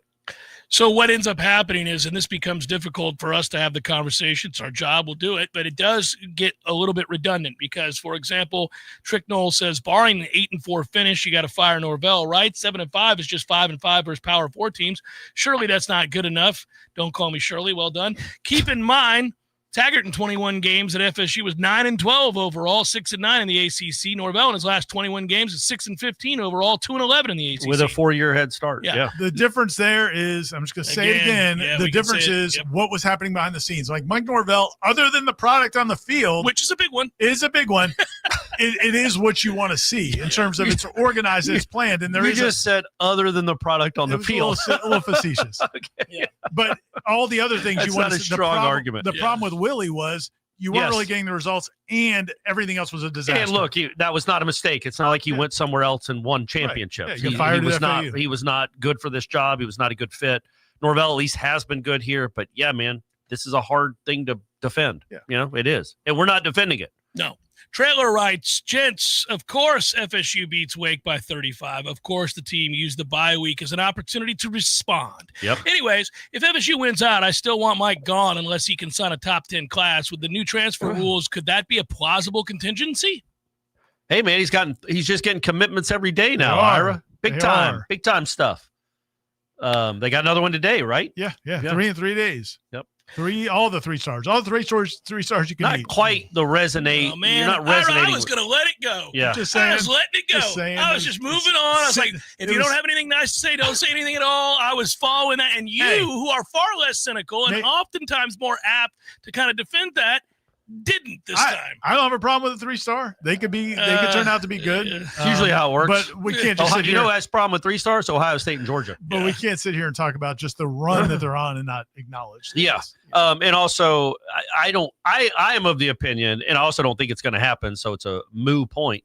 Is the T not pronounced? Well, no, I say moo because it's like a cow's opinion. It doesn't matter. It's an old Friends reference. Guys, you're with me. You know Friends, Joey Tribbiani. If they went out, he's not losing his job, and nor should he. But, I think he should, but he wouldn't. But he wouldn't. And I mean, you go from 2-10 to 8-4. You're not losing your job. You should have already lost your job, but he didn't. Right. So and then you know what I'm saying? Let's document the wins, Corey. Yeah, if you go 8-4, you'll have a win over Clemson, Florida, and Alabama. That's crazy, and a road win at NC State. Clemson's currently sub 500, and Florida's already fired their coach. I'm just saying, if you just said on August 29th, hey, this team's about to go 8-4 with wins over Alabama, Clemson, and Florida. These storylines play out, and that alters the way you view them. There's no way you would fire them. They're not going to. So it is a moot point. But what I'm telling you, my point is that you would still be able to make a very viable case for his dismissal. No way. Yeah. Are you crazy? Yes, you would. No, but yeah. So it would. But if he goes 8-4, he's not going to get fired. No, because it's going to save them $60 million not to, and they would fall back into the arms of that. It would at least save them 11. Or, in the short term, if he gets fired in the middle of next year, it saves you 15 or 16. But also, it's just, if there was somebody out there that you're like, we can go get him right now. And he's awesome. And he's going to make us good again, really good. We were making the point earlier, all of us were, that. No, I'm saying even if it was 8-4. That guy doesn't exist. If he was 8-4 and you had somebody lined up that you like, he's better than this. I'll ask you this. They go 8-4, and Franklin says, I'll do it on the cheap. Yes. Okay. Yeah. You change your tune pretty quickly. There's nobody out there. Who could they possibly? Okay, I can do that. Oh, yeah. James Franklin? Yeah. Yes. Dad guy says, Big I, Big F. If I came from the future and said, just for your information, you win a national championship in the next 2 years with Norvell, would you reconsider? Most certainly doesn't appear that way. Peak had us competing, maybe winning, maybe not. Never got a chance. What? I don't understand anything you just said. Yeah, I don't either. Okay, well, that was great. I'm reading verbatim. Okay, well let's do a little more pre-show production. I'm sure it's a good question. I don't understand it though. Is he saying that if he came back from the future and said Norvell won a championship, would we still want him here? Because the answer is yeah. No, I'm not sure what he's saying. I just reread it. I'm not sure. Is this a Twitter or Facebook? It's Twitter. Of course it is. Go to the intellectuals. The gold mine. That is go Facebook. to the intellectuals. AP says, can we get some linemen in the Spanx shapewear for some NIL photo shoots and create a trenches pipeline? Also, did the crowd's vibes change your mind or make you question, even just slightly, where people are on the program in general? I would say this when I wrote, because I thought it was going to be ugly, but the off week helped a lot. I really do think I think you also hyper focus like we all do on Twitter and what the message was. Luckily, not many people are awake to see the loss. And I just think that most of the people that come to the games are not in that world. But also they won 42-7. Yeah, if it goes poorly and they're down 14-0 at half, it's ugly. It didn't. I thought it was important that even though it was very, very late in the first quarter, they did take, or early in the second quarter, I should say, a 7-0 lead. Yeah. And then a 14-0 lead. Like if Wake is able to cash in on some of those big plays that get called back to penalties, or they don't make the mistakes that they do down there on the 15 or whatever it was, who knows? But yeah, it didn't happen, and they won going away. But it was a cool night. It was also cool that all your rivals lost, and you played really well. You played your best game. That was all. It was all good. It all added to it. I do think it could have gotten ugly if the game was ugly, but it wasn't. So we never got to see. They got booed once, and it was on their 3-and-out the first drive of the game, which obviously they came out a little shaky, didn't they? Well, yeah. That's Wake, what I'm used to it. Yeah, Wake was just driving right down the field, just up, right down the field. You're like, oh. And my man got called for a flop, right? Yeah. That's awesome. It's awesome. When has the ACC ever seen a Wake Forest kid, because they do it all the time, fly backwards and not think, oh, this guy from Florida State. The ref must have seen the entire thing. Yeah, because Wake never gets that call. Florida State always gets the bad end of the call. That was awesome they called that. Underrated aspect of that question was the beginning where we get Spanx involved. Yeah. And, I think everybody's involved with that. But I mean, get spokespeople. Well, like you got offensive linemen wearing the Spanx, looking good in these photo shoots, and now they do have men's Spanx, right? I know they have to. Yes, I think it's Spanx Men or something. Tom and I looked it up last night. You did? For what reason? This topic. I know it's a joke. Y'all weren't just looking up. Just stop. All right, sorry. Michelle writes, how about I'll wear Spanx? We'll all wear Spanx. Michelle writes, hi, Jeff, Ira, and Corey. Hello, Michelle. It felt like we blitzed a lot more in this last game and played more 4-down line and seemed to work better. Question for you guys, is the 3-3-5 just another way of saying we play prevent defense? Well, it's a bend but don't break, I would say, is what it's proven to be this year. I don't know if that's what it's supposed to be, but it's proven to be more of a bend but don't break, and sometimes break. Wake doesn't trust either one of their quarterbacks. I can tell you that. That's man, that kid looked good agast Georgia Tech. Like if he didn't get hurt, they were going to beat Georgia Tech by 2 touchdowns, and they should have beaten him anyway. That Ashford kid, but he was good grief. Man, the 2nd and long, the 3rd and long give up runs early in the game when it's still in contention. Yeah. I mean, they're like, we don't trust you to throw the ball at all. I was thinking at the time that they did that, if you don't trust him to make a throw on 2nd and 8, and you sure as hell don't trust him to make a throw on 3rd and 12, then why is he playing? You got to have anybody in there, but that because it made it very easy. I'm not trying to take away from Florida State's performance, but at that point, it's pretty easy to defend somebody who doesn't trust their quarterback. You cannot get carried away with what they did defensively. Wake's offense is terrible. It's awful. But I'm glad you said it. Ira, say it louder. It's awful. Yeah, but I would say that good enough to beat SMU. They did do some different things. They did, and some of those things got home. I mean, I think it was good to see whether or not it. They can do it against Clemson. We'll see. Clemson's offense is a whole different world. But it was good for those guys to have some positive plays. I mean, they did get home with some of the blitzes and the pass rush. James Williams, everybody. Yep. Welcome to the season, J-Dub. How about that guy? Calidus writes, I think I've suppressed memories of home games over the last 2 years, so it might not be something they do anymore. But I remember them announcing a starting lineup and a head coach before the games. Do they not do that anymore? They did it Saturday. They did it Saturday, yeah. I was going to say. Yep. They did it Saturday. Yeah. Maybe, Caldas, were you in the stands? Got a good cheer. Norvell did. Not a great one, but a good one. They did no boos, I could tell. I didn't notice any boos either. And I was amongst the fans cheering him on. Yeah. Were you? Yeah. Gave him a standing O. Oh, I was the first one up. I knew it was coming. I was like, here it comes. Trey Turner. It's for Trey Turner. Let's get behind this. Everybody. Let's get behind this embattled coach. Bourbon Babe writes, it would be FSU's luck that the richest person that came from FSU would be the former owner of Spanx. Can you imagine the crap we'd catch from a Gator and Canes fans if we had to name our stadium Spanx Stadium? Don't care. Don't care at all. Do not care at all. Do not care. Miami elicits the help of career criminals to try to get by. I'm not overly concerned about it. It's the Spanx house. Come get your spanking. Come get your spank. Yeah. Let's go. The Spanxinoles. Just the Spanxinoles. I changed the name. So anyhow, the question has something to do House with, of do we Spanx. know why she was, what happened? People want to know why she came back. We don't know all the details. I mean, obviously they've been working on trying to get her back to being a huge part of this university for sure. They should let her ride the horse. They should have let her ride Renegade. She wants to, sure. Yeah, she should do whatever she wants to Renegade if she wants to. Well, I mean, like, take it home. I don't know if I could share this or not. Okay, yeah, you can. Okay, I can. I think the Dunlaps, they're big animal. Yeah, they have like a big sanctuary for animals. Yeah, they do the right thing. And I think there was one point there was conversations about could we get one of the Renegades? And they couldn't. They wouldn't. We drew the line. The there. Durham family was like, no, that's no dice. We're not doing this. We're not giving you Renegade. You got your name on the whole school. You don't get Renegade. Walter writes, good afternoon, winners. Will the victory at Clemson be the catalyst that this team needs to know they are for real? 8-4 sounds great, but a bowl victory over 9-3 Notre Dame would be better. Go Noles. There you go. 9-4 Noles. Are you kidding me? Get all these guys to play in a bowl game? What does it take to avoid Shreveport?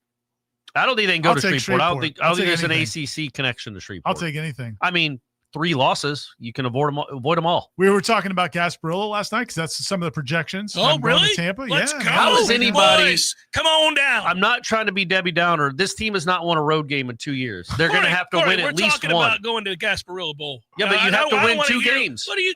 Hey. Right. They got Virginia Tech on the horizon. That's one, and then they're going to have to either win at the Swamp, at Death Valley, or at NC State. We where don't they're call notorious. it Death Valley anymore. They lost it. Life Valley. Yeah. Life Valley. Happy Valley too. Content Valley. When's the last time Clemson won a home game? Well, that's true. Good point. It's fair. Once they win this week, start booking Tampa, boys. Let's go. Sod game and a bowl trip. They still might be alive for the ACC. You might be going to Charlotte. They're not out of the running. They're not mathematically eliminated yet. Seminole Headlines, 93.3 Real Talk Radio, Warchant TV continues in a moment.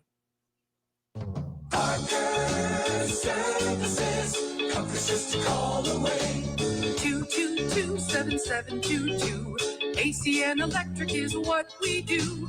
Service, repairs, and installation too.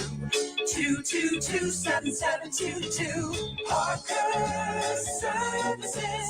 Comfort's just a call away. Parker Services. Comfort's just a call away. Fall is here, and that means it's time to make sure your home is ready for the season ahead. At Parker Services AC and Electrical, a peak performance membership keeps your comfort systems running at their best year-round. Members enjoy priority scheduling, exclusive discounts, and seasonal tune-ups that help identify small problems before they turn into big repairs. Don't wait until your heater has issues. Call Parker Services today and ask about peak performance membership. Parker Services. Comfort's just a call away. License number CMC 050334. EC 130121140. Tired of watching baseball score updates on your phone? Get off the bench and head to the CP. The Corner Pocket Bar and Grill is your home for all MLB games in-state or nationwide. Enjoy the coldest drinks, Tallahassee's best wings, and watch your team in crystal clear comfort. And if you'd like to compete, come by Tuesday nights for CP Trivia and Thursday nights for Beer Bingo, where you can walk home with cold, hard cash. The Corner Pocket Bar and Grill, 2475 Appalachie Parkway. Tallahassee loves the Corner Pocket. Hey, let me tell you about my friends at Tried and True Consulting, a Seminole-owned business that specializes in payments and business solutions. Tried and True's core expertise includes card, ACH, point of sale, mobile, e-commerce, and hosted payment solutions. Tried and True will help you reduce costs and increase your bottom line. That always sounds nice. Whether you're a retailer, restaurant, licensed professional, or service industry, Tried and True is saving you money. Tried and True's expertise extends to payroll, video menu ad boards, IT services, web design, and social media. It's time to make one call and tell the competition to take it on down the road. Call Don or Joe today at 844-464-6653. That's 844-464-6653. When you do business with Tried and True, they contribute 10% of the net revenue to the Battle's End. So go Tried and True today. Call 844-464-6653. Hey everybody, this is Shannon Young with Cross Country Mortgage. Been in the industry now for 22 years. I just made the move over to the nation's largest retail lender, Cross Country Mortgage, here to serve you in 7 states, including Florida, Georgia, Alabama, the Carolinas, Tennessee, and the state of Texas. Here to offer better service, better rates, and if you were thinking about buying or if you've been on the fence and been waiting to call me, now is the time. You can still find me at loansforknowles.com. That is, again, loansforknowles.com. I've helped thousands of fellow Knowles get into their dream home, and I can't wait to help you get into yours. Give me a call today. I'm at 954-369-6171, or go to loansforknowles.com. Again, that's 954-369-6171, and that's loansforknowles.com. Equal housing lender. NMLS number 373031.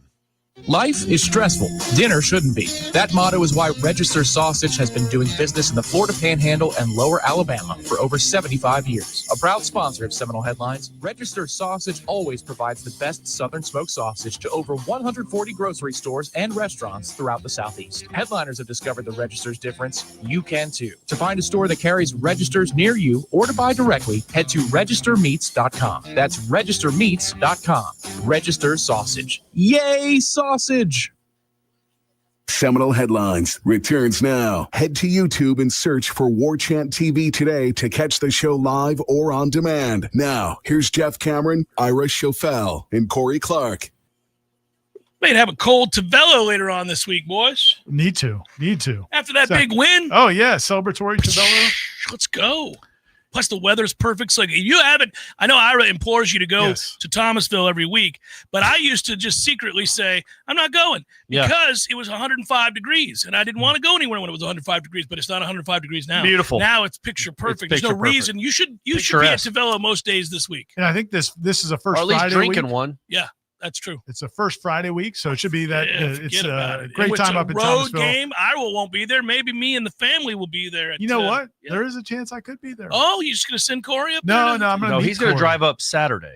I'm going to drive up. He's going to get up from here. The plan right now. Isn't that crazy? The plan right crazy now. Human being. And it's up. We'll see. Let's hear this plan. Let's hear it. The plan right now is I'm going to drive up Saturday morning at the crack of dawn. Why would he do that? Get up to Atlanta, and then Corey's going to drive me to Clemson. Yeah, but that's easy. But you'll have been up for 13 hours when you're writing. Built different. All right. Okay. The difference is but here's you the problem. Can rest in the car. Well, the other flip side of it is I got to go up Friday because usually when Clemson games are always in the afternoon, and that worked out really well. You go up the night before. That's right. And then Aslan and I would drive our ass all the way back after the game. Oh yeah, no problem at all. That's your thing. You're all about getting on the road. I can do it. I get on the road, but that's tough. Well, we can do it.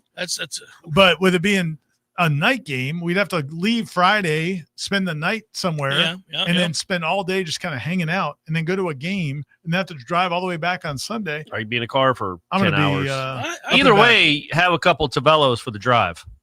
Exactly. Right? But when you're driving. No, well, whoever's driving. But he will be in the passenger seat. He's going to be in the passenger seat. Sipping on a Tavello in a coffee cup. It's illegal, but he could do it. Open container laws. You can't drink a beer when you're the passenger? No. I thought we lived in America. Anyway, Tavello. I'm sure Tavello's appreciating this. Go up to South Georgia. Go up to Thomasville. Go to Tavello. Check it out. The tap room. The point you're trying to make is the patio. It's gorgeous right now. It really is. Yep. It's always gorgeous, but it's more gorgeous when it's not 105. And on Friday and Saturday, if you go this weekend, I'm pretty sure there'll be live entertainment involved. So go check them out. Michael writes, with the coaching carousel spinning almost out of control, I'd like to think it has a chance to really work in our favor. With several P4 and G5 jobs open or about to be, might there be a great job opportunity for Mike to reset the clock, take a position elsewhere? I mean, I love this guy's eternal optimist, Michael. That's great. You're like, hey, Mike, don't you see? Thought. I mean, look it over there. You go to Auburn. Job's don't you want to go to Auburn? You're not worse than Brian Harsin. Why don't you go be the wide receivers coach for whoever takes over that Oklahoma State job? It's great for you, buddy. Yeah, get you closer to where you grew up. you say, here's the thing. Like we've sat here, and I think most people would say, if you won out, if you were 8-4, maybe even win a bowl game. If you go 8-4, what kind if you go 8-5, what kind of fantasy ass I also land are think we you go. living in over I think here, 7-5 is definitely a conversation. But anyway, go ahead. If you did go 8-4, oh, he's the coach of the year. He's comeback coach of the year. My point is, I think most people would say you probably don't fire him. Right. But the problem is, I don't think most people want Mike Norvell to be the head coach of Florida State in That's the problem too. So it's problematic. Yeah, interesting dilemma. It's probably not going to have to cross that bridge because they're probably going to lose. Are you firing him because you don't think it's possible at all that he could put together a good team next year and get to an ACC championship? Is that why you fire him? Like it's just no chance, or are you firing him, but for punitive reasons? You don't deserve this job anymore. Because that's why I'd fire him. Corey, I'd fire him because he doesn't deserve it, not because I don't think there's any realm where he could miracle himself a 10-win season and be back in the ACC championship game. He's lost prior to Saturday night 15 of the last 20 games. So let me ask you this, Jeff. How'd he do Saturday night? Corner just got turned, my man. 15 of the last 20 games. That's how you turn a corner. 15 of the last 20. So when you ask if it's punitive or not, it's punitive. It's results-based, my friend. But you don't. They went and lost 9 straight ACC games. Understood. I'm saying I you're don't not have to make some crazy twist. But you also don't think you don't think it's crazy. You wouldn't think it's crazy if next year he had a 9 or 10 win team. He'd have to have help. He'd have to have players, as everybody does. I'd be It's not like surprised. he's allergic to winning games. He's done it. He's done it. Yeah, but you know what I'm saying? I'm not, but I'm saying like I think you're firing him because he doesn't deserve this job anymore because what's happened in the past. I'm not telling because you don't think he can maybe turn it around. I'm willing to have the discussion about whether or not, like, for example, I've said this many times. And also, we're not arguing. No, we're not. Okay. But what I would add is that, do I think he understands football? Yes. But he has failed to get his team ready to play at an acceptable level in this conference to win games. Yeah. But that doesn't mean it's a perpetuity. It doesn't mean he doesn't know football. But also doesn't mean he failed at his job. He might have figured some things That's out. all that is, right? It's not mean-spirited. It's not punitive. It's what it is. He's lost 15 of his last 20 games prior to Saturday night. So 15 of 21. The other way people could look at it, though, I would just say, and I'm not advocating for this. I'm just saying this is a complicated topic. The other way some people could look at it is last year was a disaster. Made some bad decisions. And he was the coach. But before that, they won 19 straight games. Mm-hmm. And then if this year they went 8-4, that's not fireable. And you didn't fire him last year. So that's the other way you could look at it. I'm not advocating for that. Yeah. But that's one way to look at it. But I'm more of like looking at the future. Is there no way he can be good again? He sucks. He can't coach. Like he can't turn this thing around.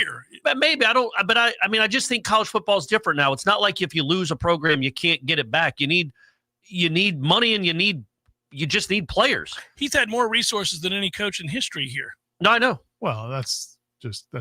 But it's relative. I don't even care about it's that. It's not like he's devoid of resources. Yeah. They've poured money into this thing. But it's not like he has not proven that he can win games too. But I'm just talking about 2026. What's best for Florida State in 2026, 2027 with the finances being accounted? Like it's not like first of all, this is all presumptuous, right? You're saying if he goes 8-4 or 7-5, one of those two. 7-5 after 2-10. I mean, I'm telling you, I don't know if they have a comeback coach of the year or to me, the ACC. It all comes down to what the plan is, and I do believe they have a plan. I don't think that they're just operating in the blind. But if they do have a plan, and it is to get a James Franklin or like a proven, no doubt coach, then yeah, man, move on. But if it's don't go get me Golish. My point with Willie Taggart was, man, if you're going to do this, and at the time, $18 million seemed like crazy talk. But if you're going to do this, who are you getting? And you ended up, hiring Mike Norvell, and it turned out okay after a few years. But I don't know that you can do that again. Pay $50-60 million plus another 20 for the assistant coaches to go just try to figure it out. So part of it's going to depend on whether or not how firm of a plan they have and how good it is. Let's hope he makes it a hard, at least, discussion over the next month. That it's not easy. Like it's, well, man, you went 4-8, you're gone. See you. But maybe it'll be at least a discussion. Stephen writes, I keep seeing talk of games on the ACC network not counting towards the season total of TV ratings, which would keep our payout share from the ACC lower. Is that true? I don't believe it is. I need to I'm going to look into it, but I don't believe that. Why would that? There was a tweet about it because the Nielsen ratings don't include like some of the cable channels. Right. But I don't think that's true. The ACC couldn't just determine with the ESPN, because then they would just put Florida State on the exactly. ACC network for every game. Yeah, that wouldn't be fair. Yeah. And the ACC cares about Florida State. I'll look into it, but I don't believe that that's the case. Lawrence writes, good afternoon, sports fans. I could be wrong. I usually am, but I have a sneaky suspicion FSU is going to keep the current football coach. If this happens, what will your takes be? My reasoning is only based on me seeing Norvell finally pictured out actually recruiting and then haven't lost his current. He's talking about recruiting, doing better. Yeah. Anyhow, and he's been recruiting, but he was recruiting before. It's a hard sell, man.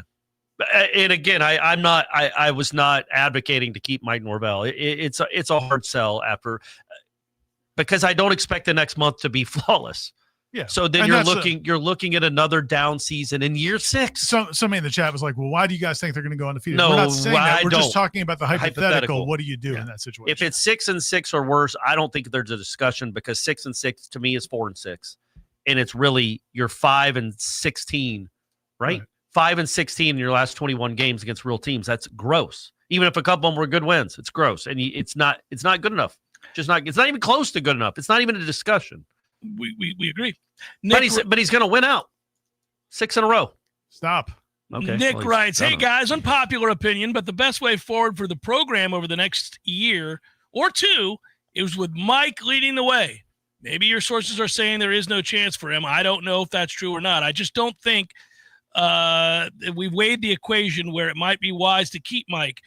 You all say you want an NFL operation. Well, the NFL operations that are most successful are the ones with stability. The organizations that fire a coach every 2 to 3 years usually are the ones picking high in the draft year after year. Well, it's 6 years, Nick. It's been 6 years, buddy. That's pretty stable. Been 2 or 3 years. It's not Auburn. Been 6 years. It's not Auburn or Florida. It's 6 years, and that would make 7 or 8 years. Yeah. We'll see. Also, the NFL. Yeah, I mean they're getting fired because they're not winning games. The NFL has a lot more turnover. College might be heading that direction. Probably should. We should all follow Auburn's lead. Gator Kirk writes, good afternoon. What is more probable with respect to replacing Coach Norvell? Is it affordable or having a viable candidate that can recruit and develop? Go Noles. I don't exactly understand the question. What is more probable with respect to replacing Coach Norvell? Is it affordable or having a viable candidate that can recruit and develop? So I guess he's like you try to get an affordable guy, or you try to get somebody that's going to bring in players. You could do both. How much do you? I don't know though. Who knows? It's a fair question. I just don't know. How much do you think? Because we got a question. Just like there's been plenty of people, not a ton, not the majority, but there's plenty of people that think they should keep them, or they could understand why they would keep them because of the money. But also, do you think it matters who he is as a person?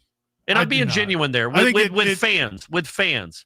Did it matters that they not only the players came out and said what they said, because players will do that. They didn't do it for Brian Kelly, but they'll do it for most.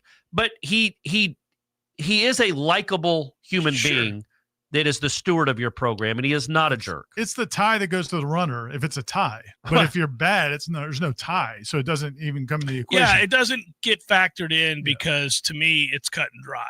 But the only thing that does, make this prohibitive is the fact that, they owe him a gazillion dollars. Yeah, that's the bigger factor. Yeah. And so, and what if he took a huge pay cut, Ira?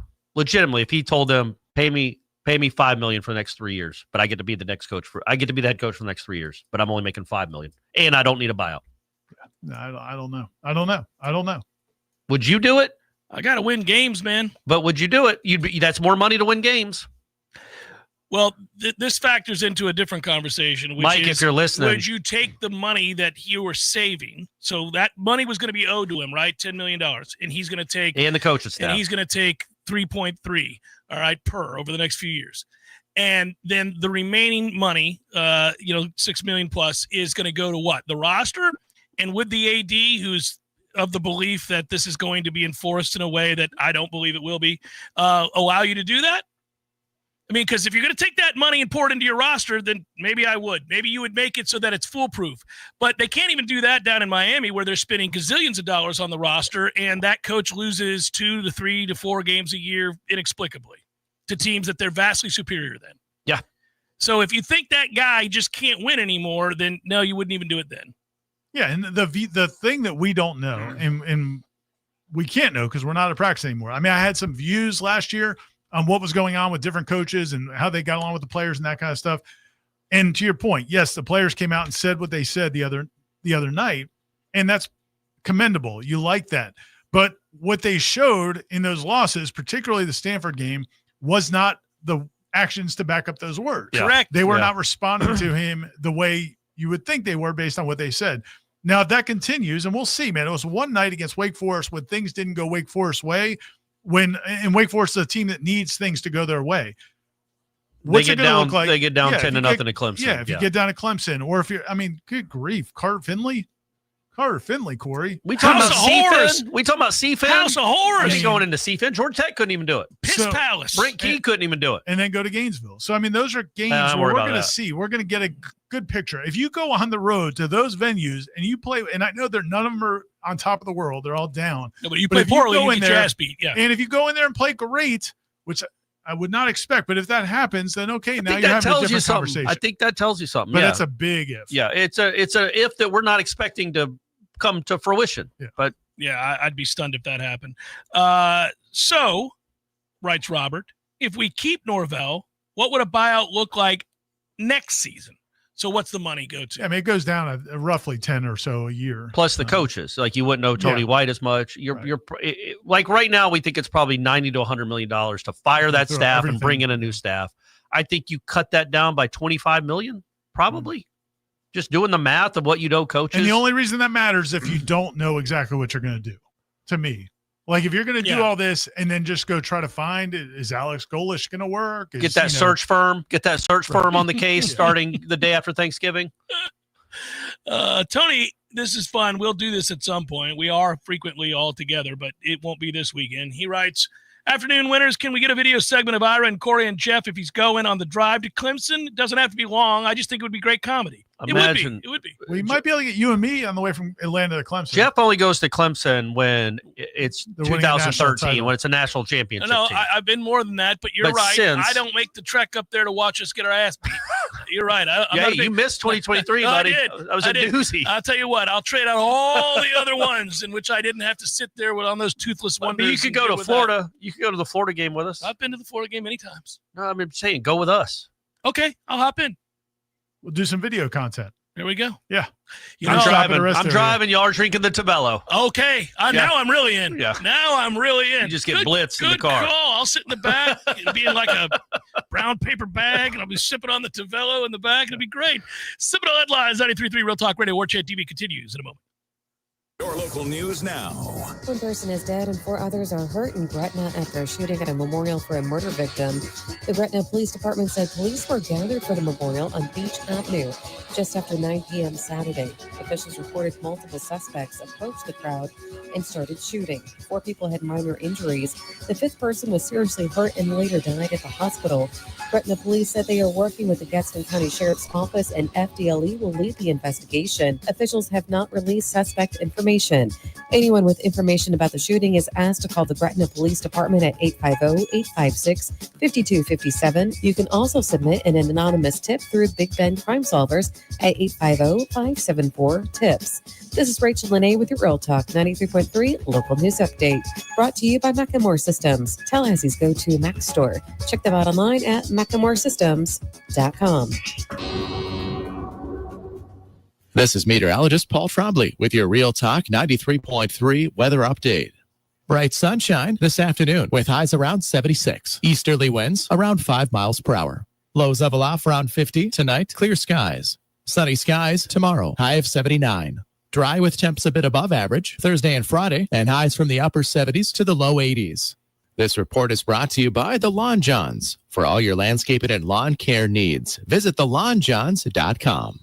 Currently, it's 74 degrees. What makes Paul's Termite and Pest Control the best in North Florida? It's our core values, of course, and they happen to spell Paul's. P, protecting you and your pets from pests and your property from termites. A, accept personal responsibility. At Paul's, we realize it's up to us to get things right and strive to do more than's expected. U, uphold company values. Those values include treating others with respect and understanding we represent Paul's Pest Control on and off the clock. L, look the part. As representatives of this great company, we will always make sure that our image matches the character of Paul's. S, support the team. Every job we do is a total team effort to create a supportive workplace. P, protecting you, your pets, and your property. A, accept personal responsibility. U, uphold company values. L, look the part. S, support the team. Paul's core values. They make us the best. For the elimination of termites and other pests. And a greener lawn, too. Call Paul's. We'll get them all.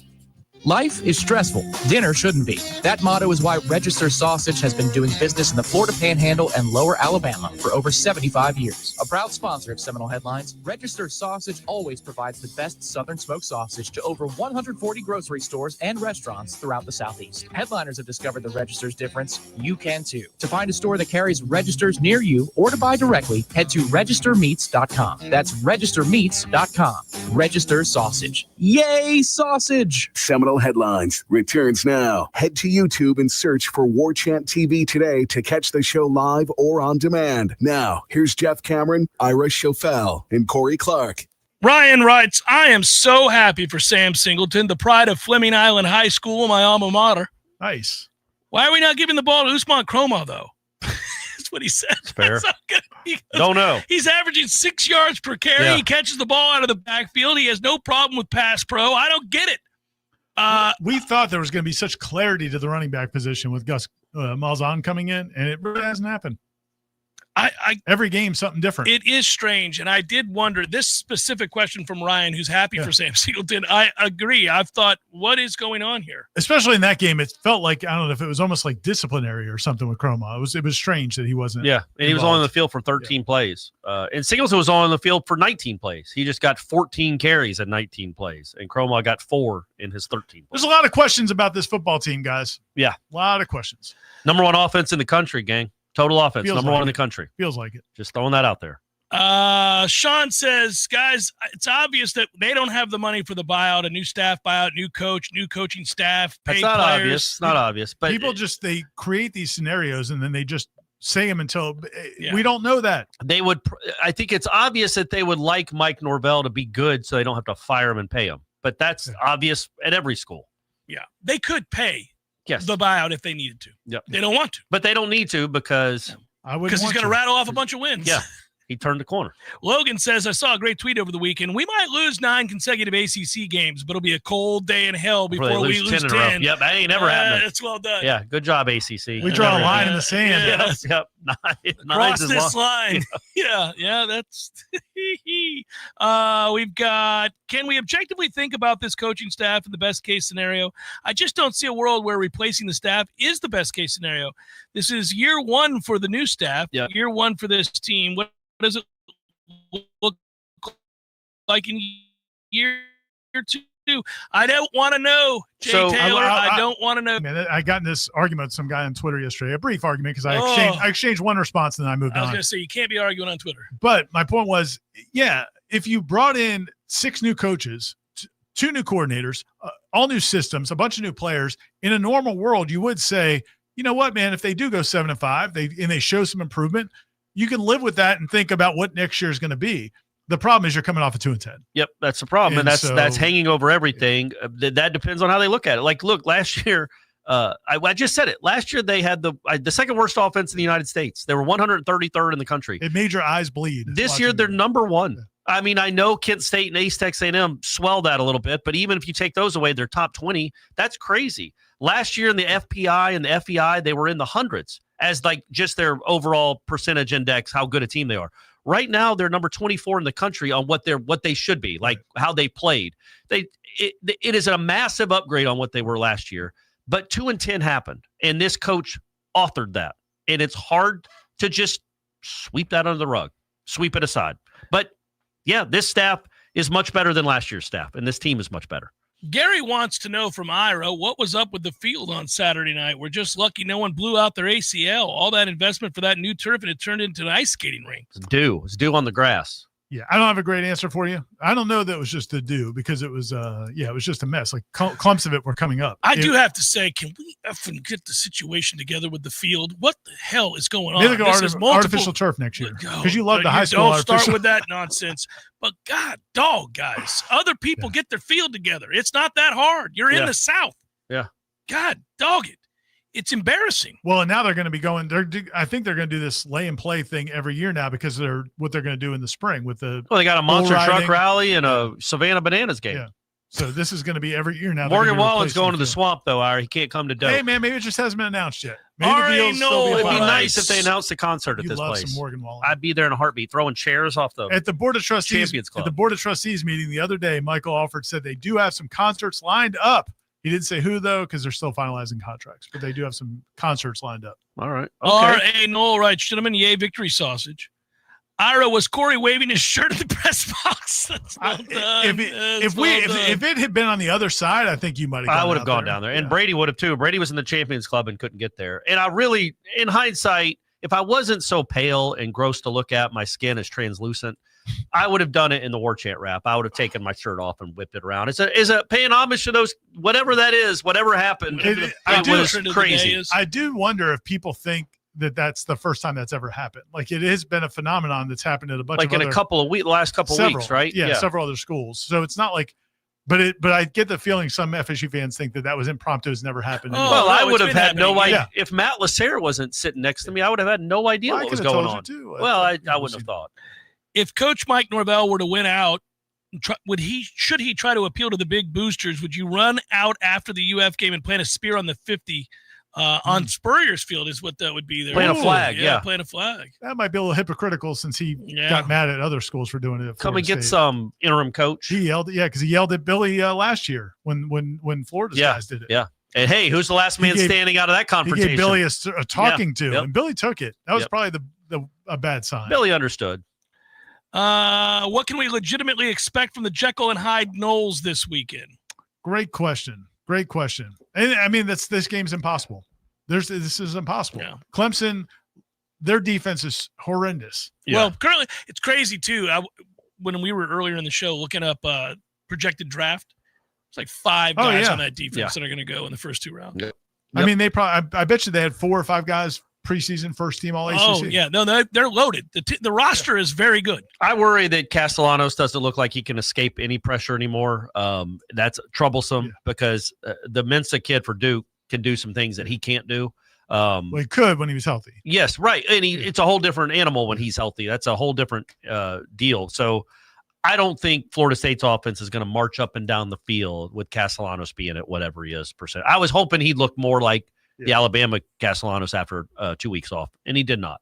Miss Webb says, hey, so you had a good year, had a fine year, or fine game. Fine game. Miss Webb says, sir, as I was at 2021's game in Death Valley, and despite amazing plays by Toa Feely and a scoop and score by Jermaine Johnson, that's right, we were unable to hold on and win. 2023, it took overtime. That crowd is good at sucking the life from an opposing team. If you're Norvell, what do you do to get your team ready to play in that environment? Well, don't roll your eyes.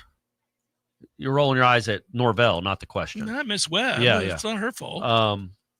I mean, they're bringing the hammer, right? They're bringing the hammer. They got a Clemson rock they're bringing with them. You just to smash. What if they got to the post game and they're like, all right, get out the rock, and the guy who does the rock is like, Coach, there's no chance. I thought y'all were winning this game. Yeah, I can go get one. Yeah, they have a rock up over here. Giant rock up over here. Just start beating on it. Smash that. It's a tough matchup. I mean, that's the thing. Like, it's not a good matchup. That's the thing. Even with Clemson being, it sucks because you don't even get. Like Clemson might finally play well, and they're more talented than you. And if they play well, they're going to beat you by a lot. And it's like you don't even get. It's like, you just lost to a horrible Clemson team that Duke just beat. And that's the thing. The problem is it's the matchup part of it's the problem is because their offense is so good, and so they're going to score points. And your offense, I know it's number 1 offense in the country, Corey. Well, I'm not real confident in this offense going on the road. Like it. I know. Maybe it's because I went to Stanford. And I wasn't even watching. I was asleep. 13 points. I just saw the 420 yards they put up on that. Say goodbye, boys. Hey, good luck, Luke Laux. Tonight, first basketball game. You guys forbade me from talking about basketball. We'll be there. We'll talk about it next week. Oh, we're going to talk about so much basketball next week. It's going to be so much basketball. Your head will spin. The number is 33, by the way. That's how many threes he wants to average per game. 3-point shot, 33. So keep that in mind. No matter how many they make. It doesn't matter. 2 out of 33. Yes, absolutely. Volume. Next Tuesday, they're playing the Gators down in Gainesville. Who lost last night to Arizona. Yep. There you go. Say goodbye. Bonus hour. Power Hour. It's coming up next. Me and Tom will talk some pro sports. That's if you stay tuned. Be well. Till next time. Peace.